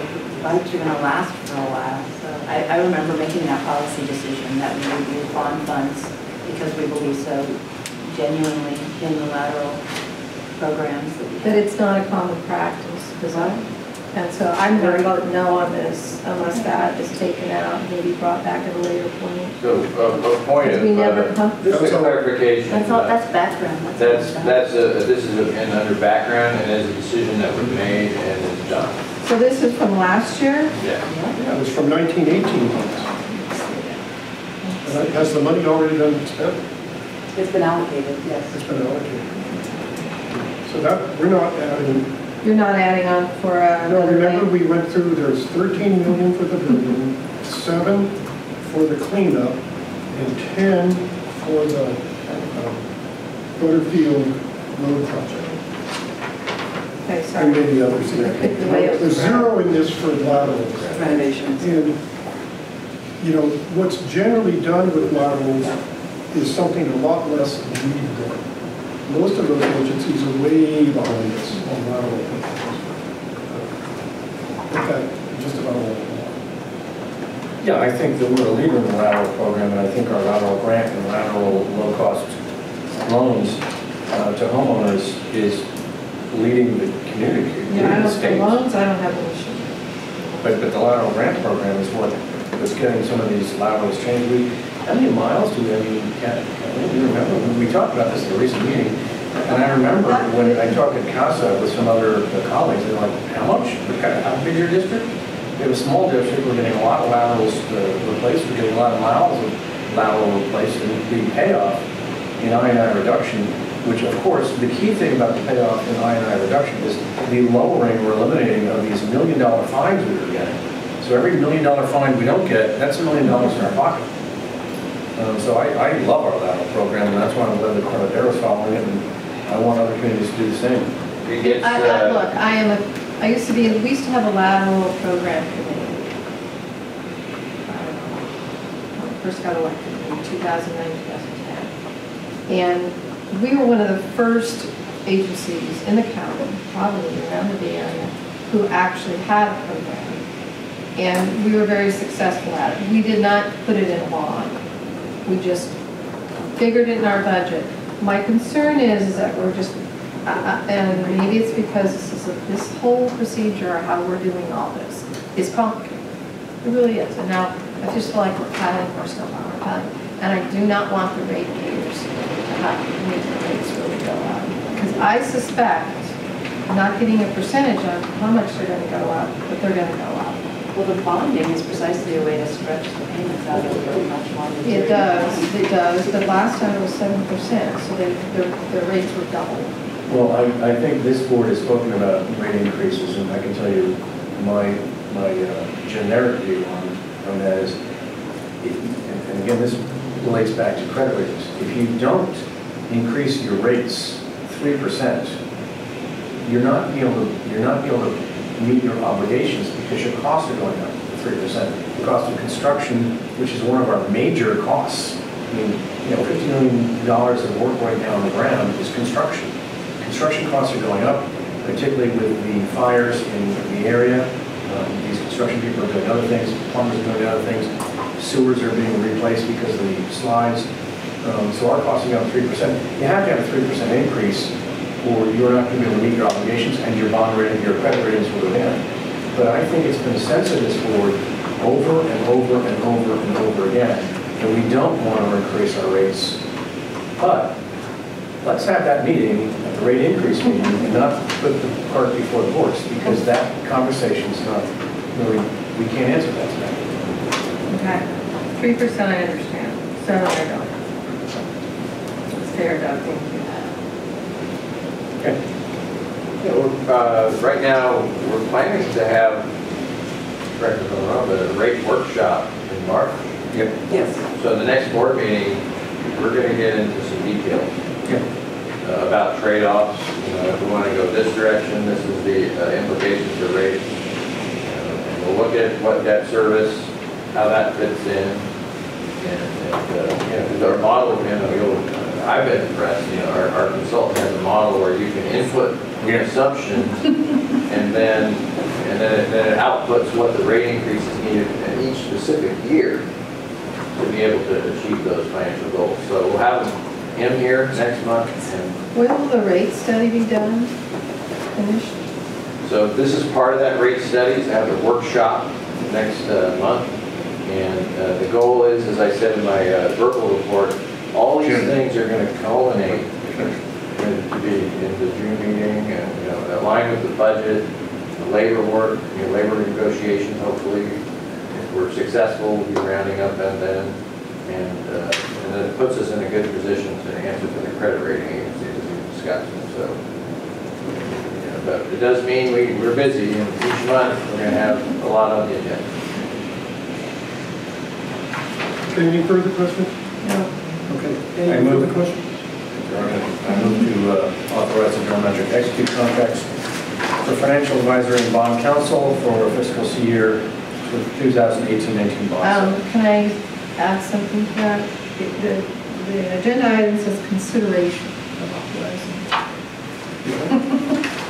I would authorize the general manager to execute contracts for financial advisor and bond counsel services for fiscal year 2018-19 bond sale.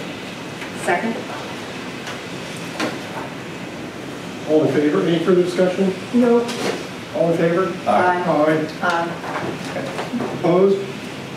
Okay, great. Let's see if we can do the next. 12 is consideration of temporarily suspending O&M fund policy. Thanks, guys. Thanks, guys. Good night. Thank you. Hey, remember, this facility is owned by the Central Marin Sanitation Agency. Don't fall down. Don't fall asleep. Sit back down. That happens to me. You're not trying to Get me out. You know what it is? I think you have water on the That was knee. exciting. You have water on the knee. Okay. Okay. Fell asleep. Yes, okay, but let's All right, keep safe going. trip home. This is Item 12 is, Mary's got on leave pretty soon, so I'd like to Okay. finish through this one. Yeah, and my son is at my parents'. Oh, Okay. yeah, that's a bit, so it's 4 years of psychoanalysis. For the sewer. He's getting expensive. No, he's fine. He just needs to go to bed. Yeah. Okay. So do I. This item is to help us with the cash flow for the building. To help you. That's right, We gotta what move just things said, around. Yeah, to issue the $20 to $30 million in revenue bonds, will require the use of unrestricted cash balances to secure the transaction. And that necessitates a temporary suspension. This is one way to deal with this, is to acknowledge publicly that we're temporarily suspending the board's policy. As council noted earlier, it's not a legal issue, but it's a policy issue, and we want to acknowledge that we're making an exception to that policy. This is one way to do it, is temporarily suspend it. As you noted, we could also amend the policy, but time is of the essence. And we talked about putting this on the full agenda item next month, and deciding whether we want to alter this or not. I actually would like to make a point of information that there have been over the year and a half or so since the entire set of financial policies was adopted in November, I think, of 2017. A couple of edits, have been suggested by board members since that time. I'd like to bring the entire set of financial policies back to the board all at once Okay. for an update and a refresh. And that'll be a while. And I'd like to suggest that that's not in the next 3 months. Okay, fine. What we discussed in the finance committee is, adding to the policy, funds held in reserve accounts may be used for district purposes, provided that funds so used shall be replenished within 12 months. Oh, that's nice. I just make a policy We on can it. be our own bank. I did So, that. make sure you give that to staff. Yeah, I have it here. So I'll. Oh, she's already got it. Here's copy 2. Okay, copy 2. I can't miss it now. You wrote it, you know what it is. So I'll suggest a complete, red line version of the entire financial policy book to be presented to the board at some future, not too far distant, but not too close either, yeah. Okay, any further discussion on this? What we talked about, Pam, was maybe revise, this is item 12. Instead of suspending, but develop a policy that says the board may use the funds so long as they reimburse the reserve funds within 12 months. That sounds great. That could, now staff wants to bring back all of our policy revisions in a couple of months, and that's fine with me. But that would be our plan. That's what we discussed. Yeah, I mean, we want it to be like, not a common practice, right? I mean, I made a joke, we'd be our own bank, but we wouldn't want it to be like, I mean, that would undermine the purpose of the reserve, which is to save it for the proverbial rainy day that we really need it. If we were always loaning it out to do something else. I mean, it makes me think about, I don't exactly understand about what people say about Corte Madera using their sewer service charges as a bank for other, for other things they do. So we wouldn't want it to, anyway. We don't want it. You get what I mean. Yeah, you can buy a house. Sorry. Okay, well, Or go on a trip. okay, so I move that we recommend that the board temporarily suspend the district's operations and maintenance fund balance policy. A second? All in favor? any discussion? Are you putting in the 12-month thing? No, we're going to do that at a future meeting because staff's got to get it through. All right. Okay, any further discussion? All in favor? Aye. Opposed? Okay, great. Mary has to take off in a little while. Okay, so item 13 is discussion and directions on the status update of the 2018-19 business plan. Good. So I put together a summary of some status on a number of objectives identified by a subcommittee of this board before I was appointed back in the summer, and Felicia, as interim manager, was responsible for putting this outline together of priorities that are linked to efficient or effective utility management goals, which form kind of the heart of our 2016 strategic plan. And they link, and so this document organizes our activities that are sometimes more core activities like the capital program, and I&I reduction, and these things, our standard business. But then items that are board priorities that might fit a little outside those say bread and butter activities. So, the ad hoc committee on public education, the competency-based training, the IT security practices that are aligned with CSRMA security, dealing with the pension and OPEB. All these priorities, where do they fit and how are we making progress? So the business plan created a way to track this. And so my approach here to give the board an update was to coordinate with staff and provide a status update with some of the milestones that we've been achieving together in the last few months. And provide a little bit of detail. It's linked to the strategic plan. It also could be linked to the budget, in terms of specific budget items. So I'm open to board direction on continuing this practice of the business plan as a way of reporting out on progress of the different things. Facility needs, which we discussed today, right, and talked about purchasing a new building. That's outside of the normal realm of our activity, but it was a priority that you all identified the facility needs that's here. So this is a home for those things that are core goals, but also that meet other objectives, like the soil remediation, large for land. And so this is a home for all of these initiatives. And I just was interested in, if you think this is a useful way of tracking things, we can continue it. And I know that the committee met last summer, and we could reconvene that business committee for the forthcoming fiscal year, maybe on the same time frame, you know, in the July time frame after the budget settles, and we have a path forward. So that's my introduction, and I welcome any feedback. Comments from the board? I like it. It's kind of like a mini strategic. When you say it's like a mini strategic, and strategic so long and cumbersome. And what I really like about it is the dates. You know, like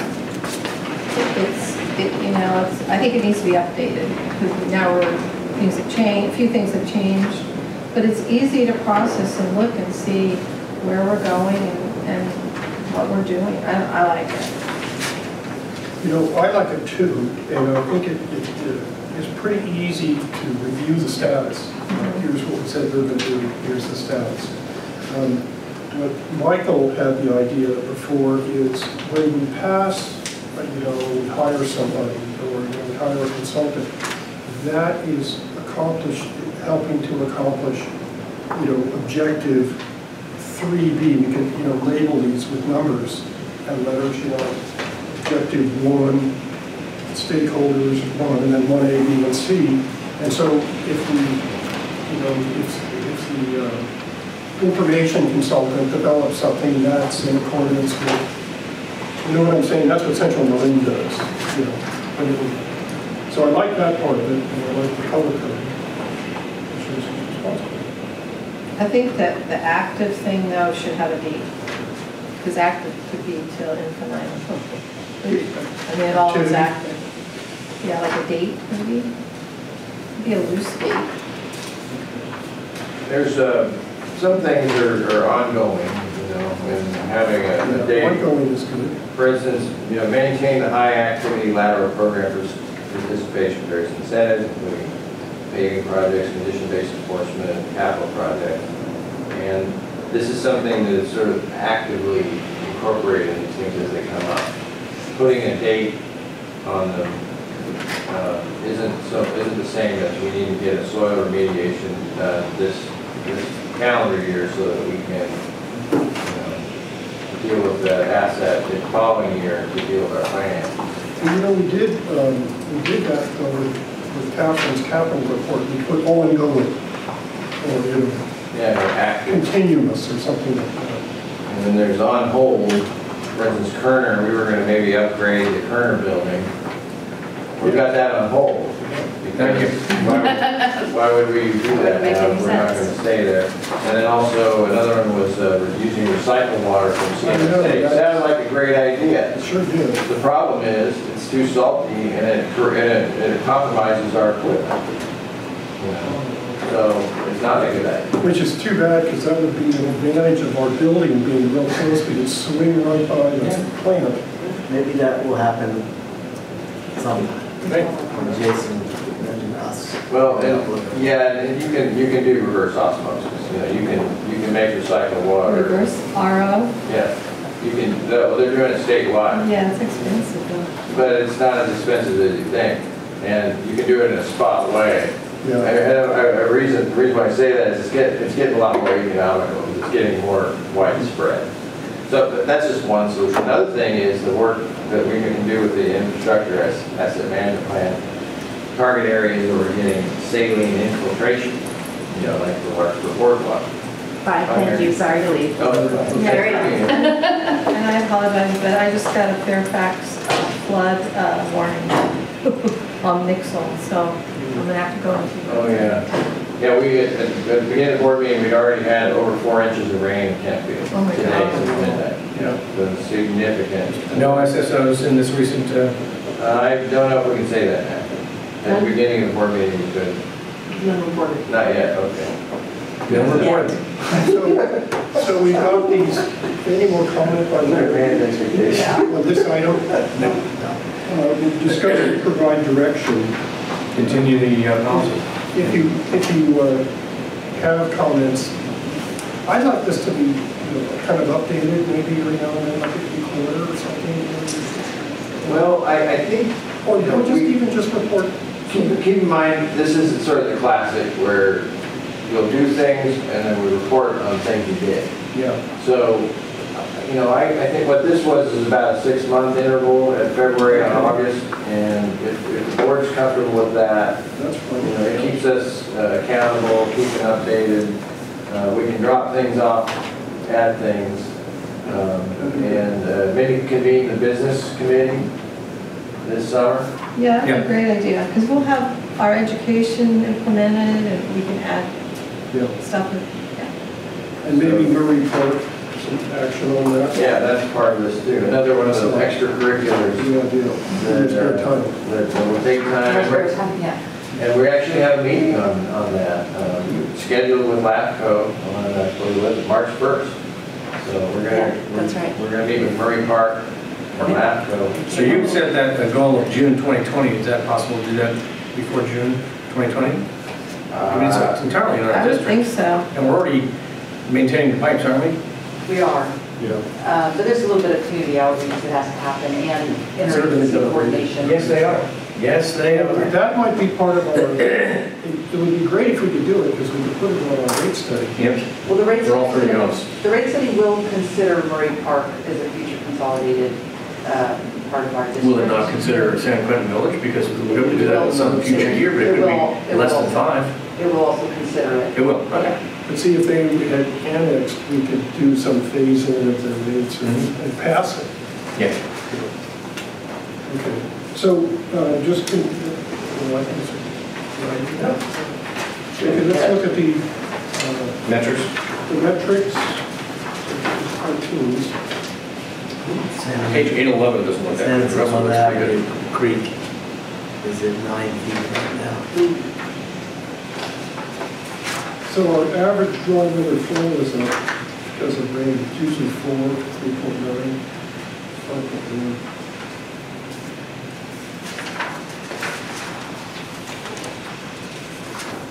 And who did the 6 miles of work? Is that just our repair crew? Yep. And that's 3 people? Is that when Yes. they do the patch thing? Yes. But they also do date repairs, but primarily it's local fires. So just that crew? They're doing they do manhole, they did a pilot manhole. They do manholes, they'll install manholes and Grout. And talk to grout manhole. When's the 45-day? 20th next month. And this month. Next 45 days. So a few days. It's almost, Okay. it's done. I have a question about spills in general. Oh, the reporting. The report, the Going 45 back to day this report. building guy in the back, remember? 45 days to end on this Pamela? month. Yeah. So I had a friend text me and they said their sewer was overflowing. And of course they asked me what to do and I'm like, this is Somerville.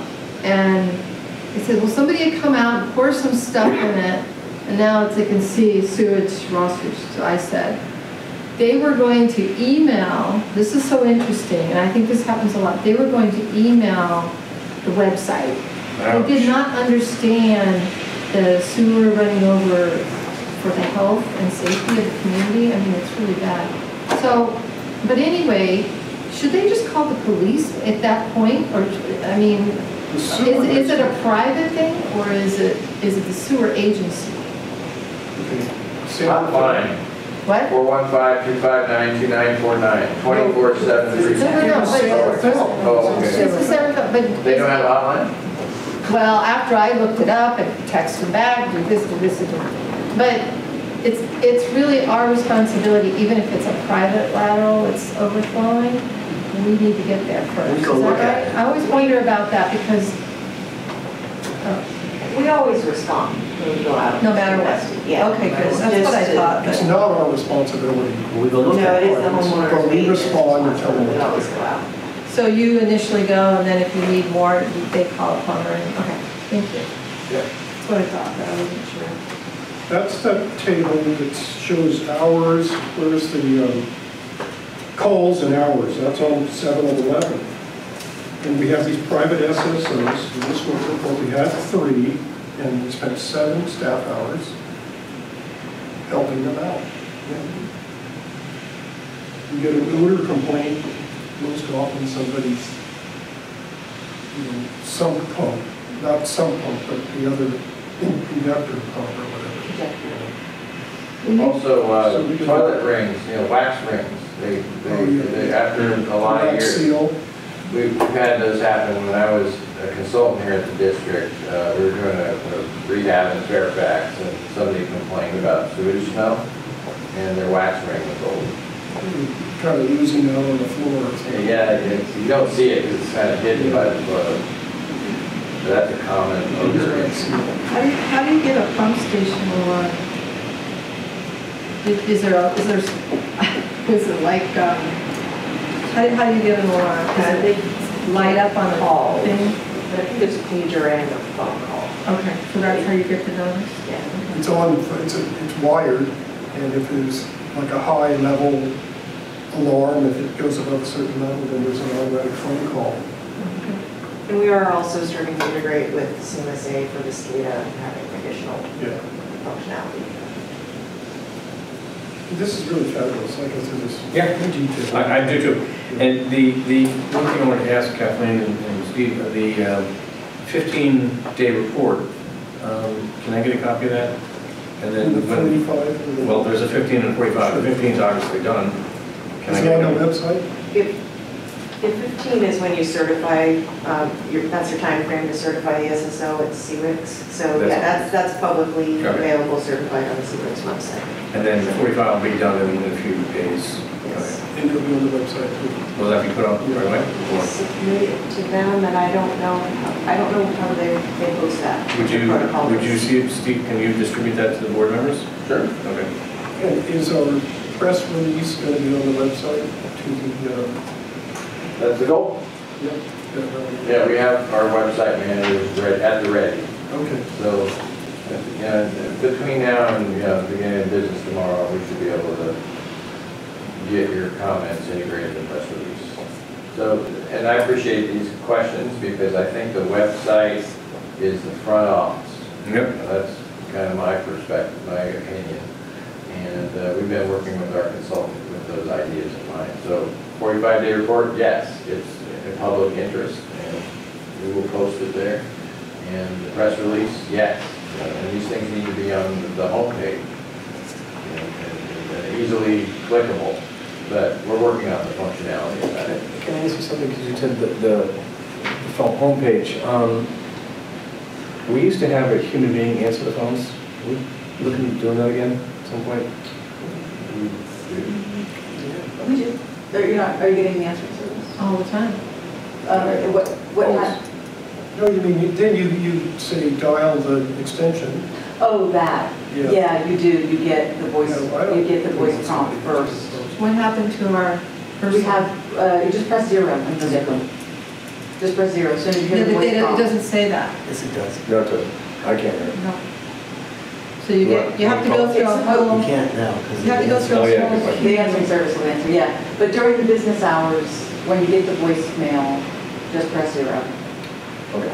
But I don't want everybody to press 0, but if the answering machine or answering service or however we do it. It's a- if you need immediate, well, obviously we have the emergency thing, but I never know that I can press 0. I know it's a secret message now. It should say, and I believe it does say to press 0, but now you know. Press 0. Yeah. But You'll get a live person. well, my issue is I don't have any problem because I know who to dial. I dial her. Yeah, Okay, so I know her extension is 202, so I have no problem with that. I'm more concerned about the public than me. right. I haven't received any concerns that people haven't been able to get through the ones that they're trying to. I'm trying to bring it up that I should have Yeah. spoken to you guys about that in our pre-meeting call. But I appreciate the feedback, and do let me know if you hear of anybody who has concerns about that. It's the way it is at CMSN. So they have to go to the end of all those messages to hit 0? No. As soon as you hear somebody answer the phone, hit 0.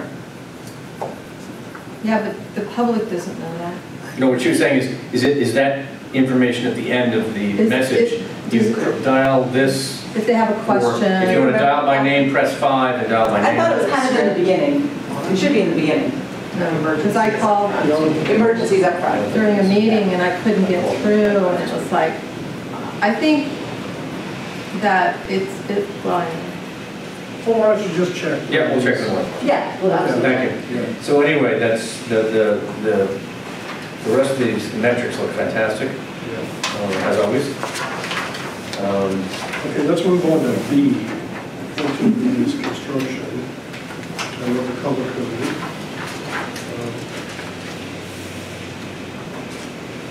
P is cost control.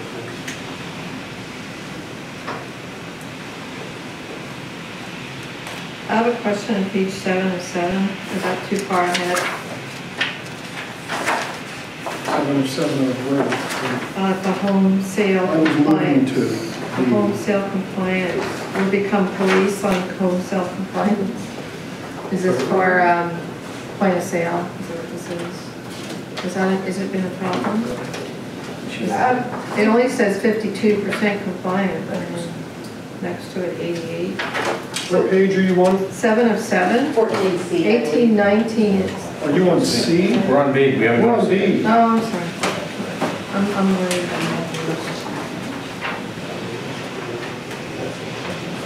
Never mind. Okay.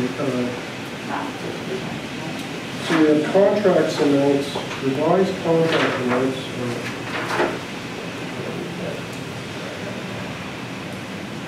45 million. He's looking at it. I'm looking at the cost points. So all of these projects on table 2, capital improvement projects, this, you funded all these? Or some of the projects we need, is one of them is the Butterfield project? Have we funded all these? Well, look at the payments in December 2018. It's Yeah, there. that's just the payments. In other words, have we reserved money for all of these? All of these Or projects somewhere have- in the future? Like- Yes, all of these projects are paid for by the 2018 bond. Okay. Yes. Or whatever else we've had. Oh, right. All right.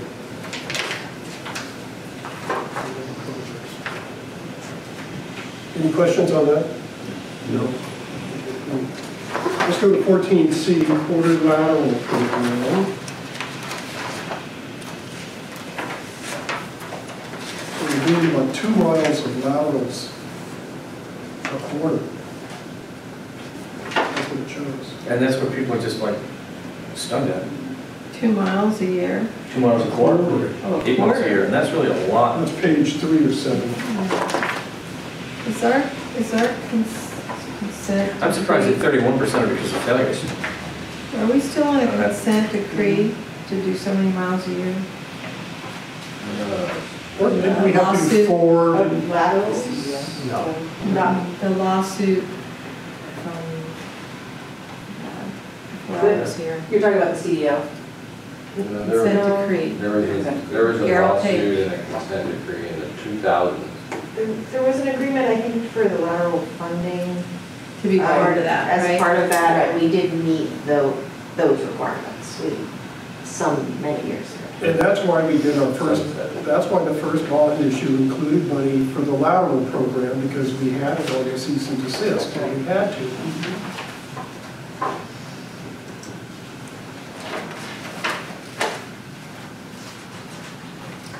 This is a great report. And you were asking about the compliance percent. Yeah, is that a problem? So I think it takes time to reach out to people, and so that's why we want to look, 1 full year back. So we're not quite there yet with 17, 18. So at the point that we get the report of the home sales, we're probably at about 50% compliance, and then each outreach that we do, we get another 50% I see. approval. Okay. And that process is a long time. Where did we for those go six outreach. on our conversation where there was that Thinking about that. stinking last 2 or 1%, and we were going to stop sending them letters and start sending them invoices? Well, we talked about that. We talked about You it. did. So I don't know if that was before you came on the board, Steve. Yeah. Steve, but here's the problem. Most everybody complies, and then there's a small little section that doesn't, and we kept sending them letters and sending them letters and sending them letters. And my view is, we're chasing them, we need them to chase us, and the way we chase, they chase us is, rather than send them a letter saying, please do this, send them an invoice saying, pay this. And when they hit that invoice, it's like $12,000, like, how do I get out of this? Fix your lateral. So where are we on that? Did we not? No, we don't, we have not implemented a compliance program. Can we put that on the agenda? Let's go back to the beginning, future agenda items. Let's bring that back and put it on the agenda, because I think that's the last, and those people are the ones that really, I mean, you know, they're not playing nice. I agree. It would take an update of our ordinance Okay. for us to do that, and it would also take some additional staff effort to follow up on Here's the way this. I'd like to do it. Yeah. It wouldn't be 12,000. I haven't made it. It would be a flow calculation. We estimate this much flow, and there's a sewer service unit, and we're gonna put it on the property tax, and we'll give them a warning, Yeah.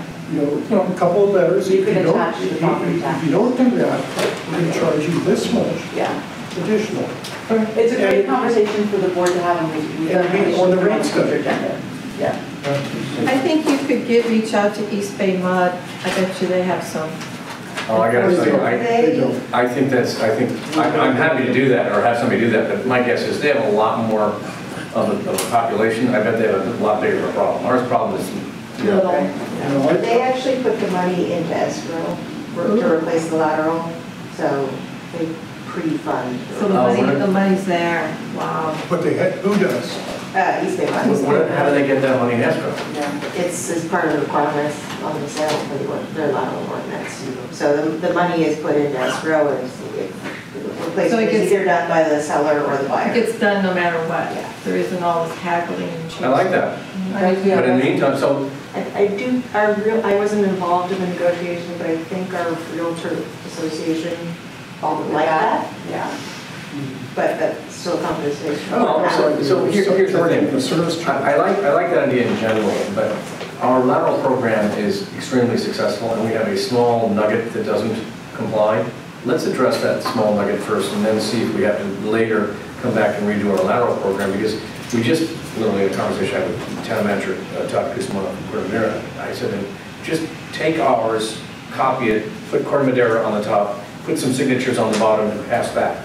Let's not change our lateral program. Let's get something, a little punishment there for the people that won't comply. And again, what's the number there, anybody? 2%, 1%, 3%? I think you're pretty close. Yeah, it's 2%. Not a lot of people. And I think, you know, you hit them any way you suggest. Again, let's bring it up. But anyway, put it on the bill, send a $12,000 invoice, send the police, you know, sick dogs on the island. Because what we found is we can't go on their property. Yeah, no, we decided we didn't want to. Well, I didn't think, yeah, it was not, that's not that. Yeah, I agree with that. Is it? Okay, now, 14D is the OPEB. Just real quick, 8 miles of laterals a year, that's 4% of the total laterals in our system every year. And they're not all damaged, No, they're not all damaged, so that's good. but we have 200 miles of laterals and 200 miles of pipes. Yep. And 8 miles of pipes every year is 4% of our total laterals are being, you know, certified as new every year.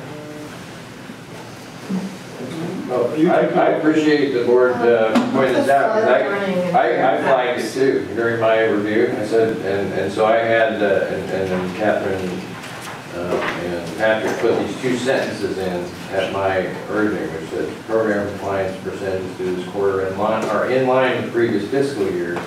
In the 1-year period after the home sale date, compliance increases in response to customer education and compliance notices. So we put that into the report as I review it, because I see that too, it's a sore thumb thing for me. And even, you know, if you look at the table, we're still got 8% non-compliant of the fiscal year 15-16. That's several years back. That's 8%. What do you look at, what number, what, That's 707 on. on 707? See, So it isn't all roses, you know. And, This one here. bottom table. and we do have language in our ordinance that enables us, empowers us to enforce. Yeah. So we should just look at that. But Because I have a it's sense of practical, fairness actually, too. some You know, of I'm listening to Board Member Kelly. He's saying that there needs to be an equitable implementation of this program. And certain people aren't following the same rules and there's inequity. Yeah, and the key theory is that I don't want us to chase them. I want us to do something so that their phone rings and they press 0. And they say, what the hell, I got this bill. Yeah, you did. And let them chase us. Because if you don't have a program like that, then the people who follow the rules are at an economic disadvantage. That's right. And that's not fair. That's right. Completely agree. So Can I suggest that we put that on an agenda item so that it's discussed and stuff? I think that's a great idea. Let's do that. I was wondering who was talking. I thought that was the emergency broadcast. I thought it was like, Lord. Evacuate now. I gotta go. So we have no overflow still? Yeah, I'm sorry, you can, We're within 2 feet. yeah, I got 2 nixels for Andrea, that's just for future reference. If ever you get rid of the board, Bye. just say it. Be safe. You know it's raining. Hey, this is important. Everybody go home.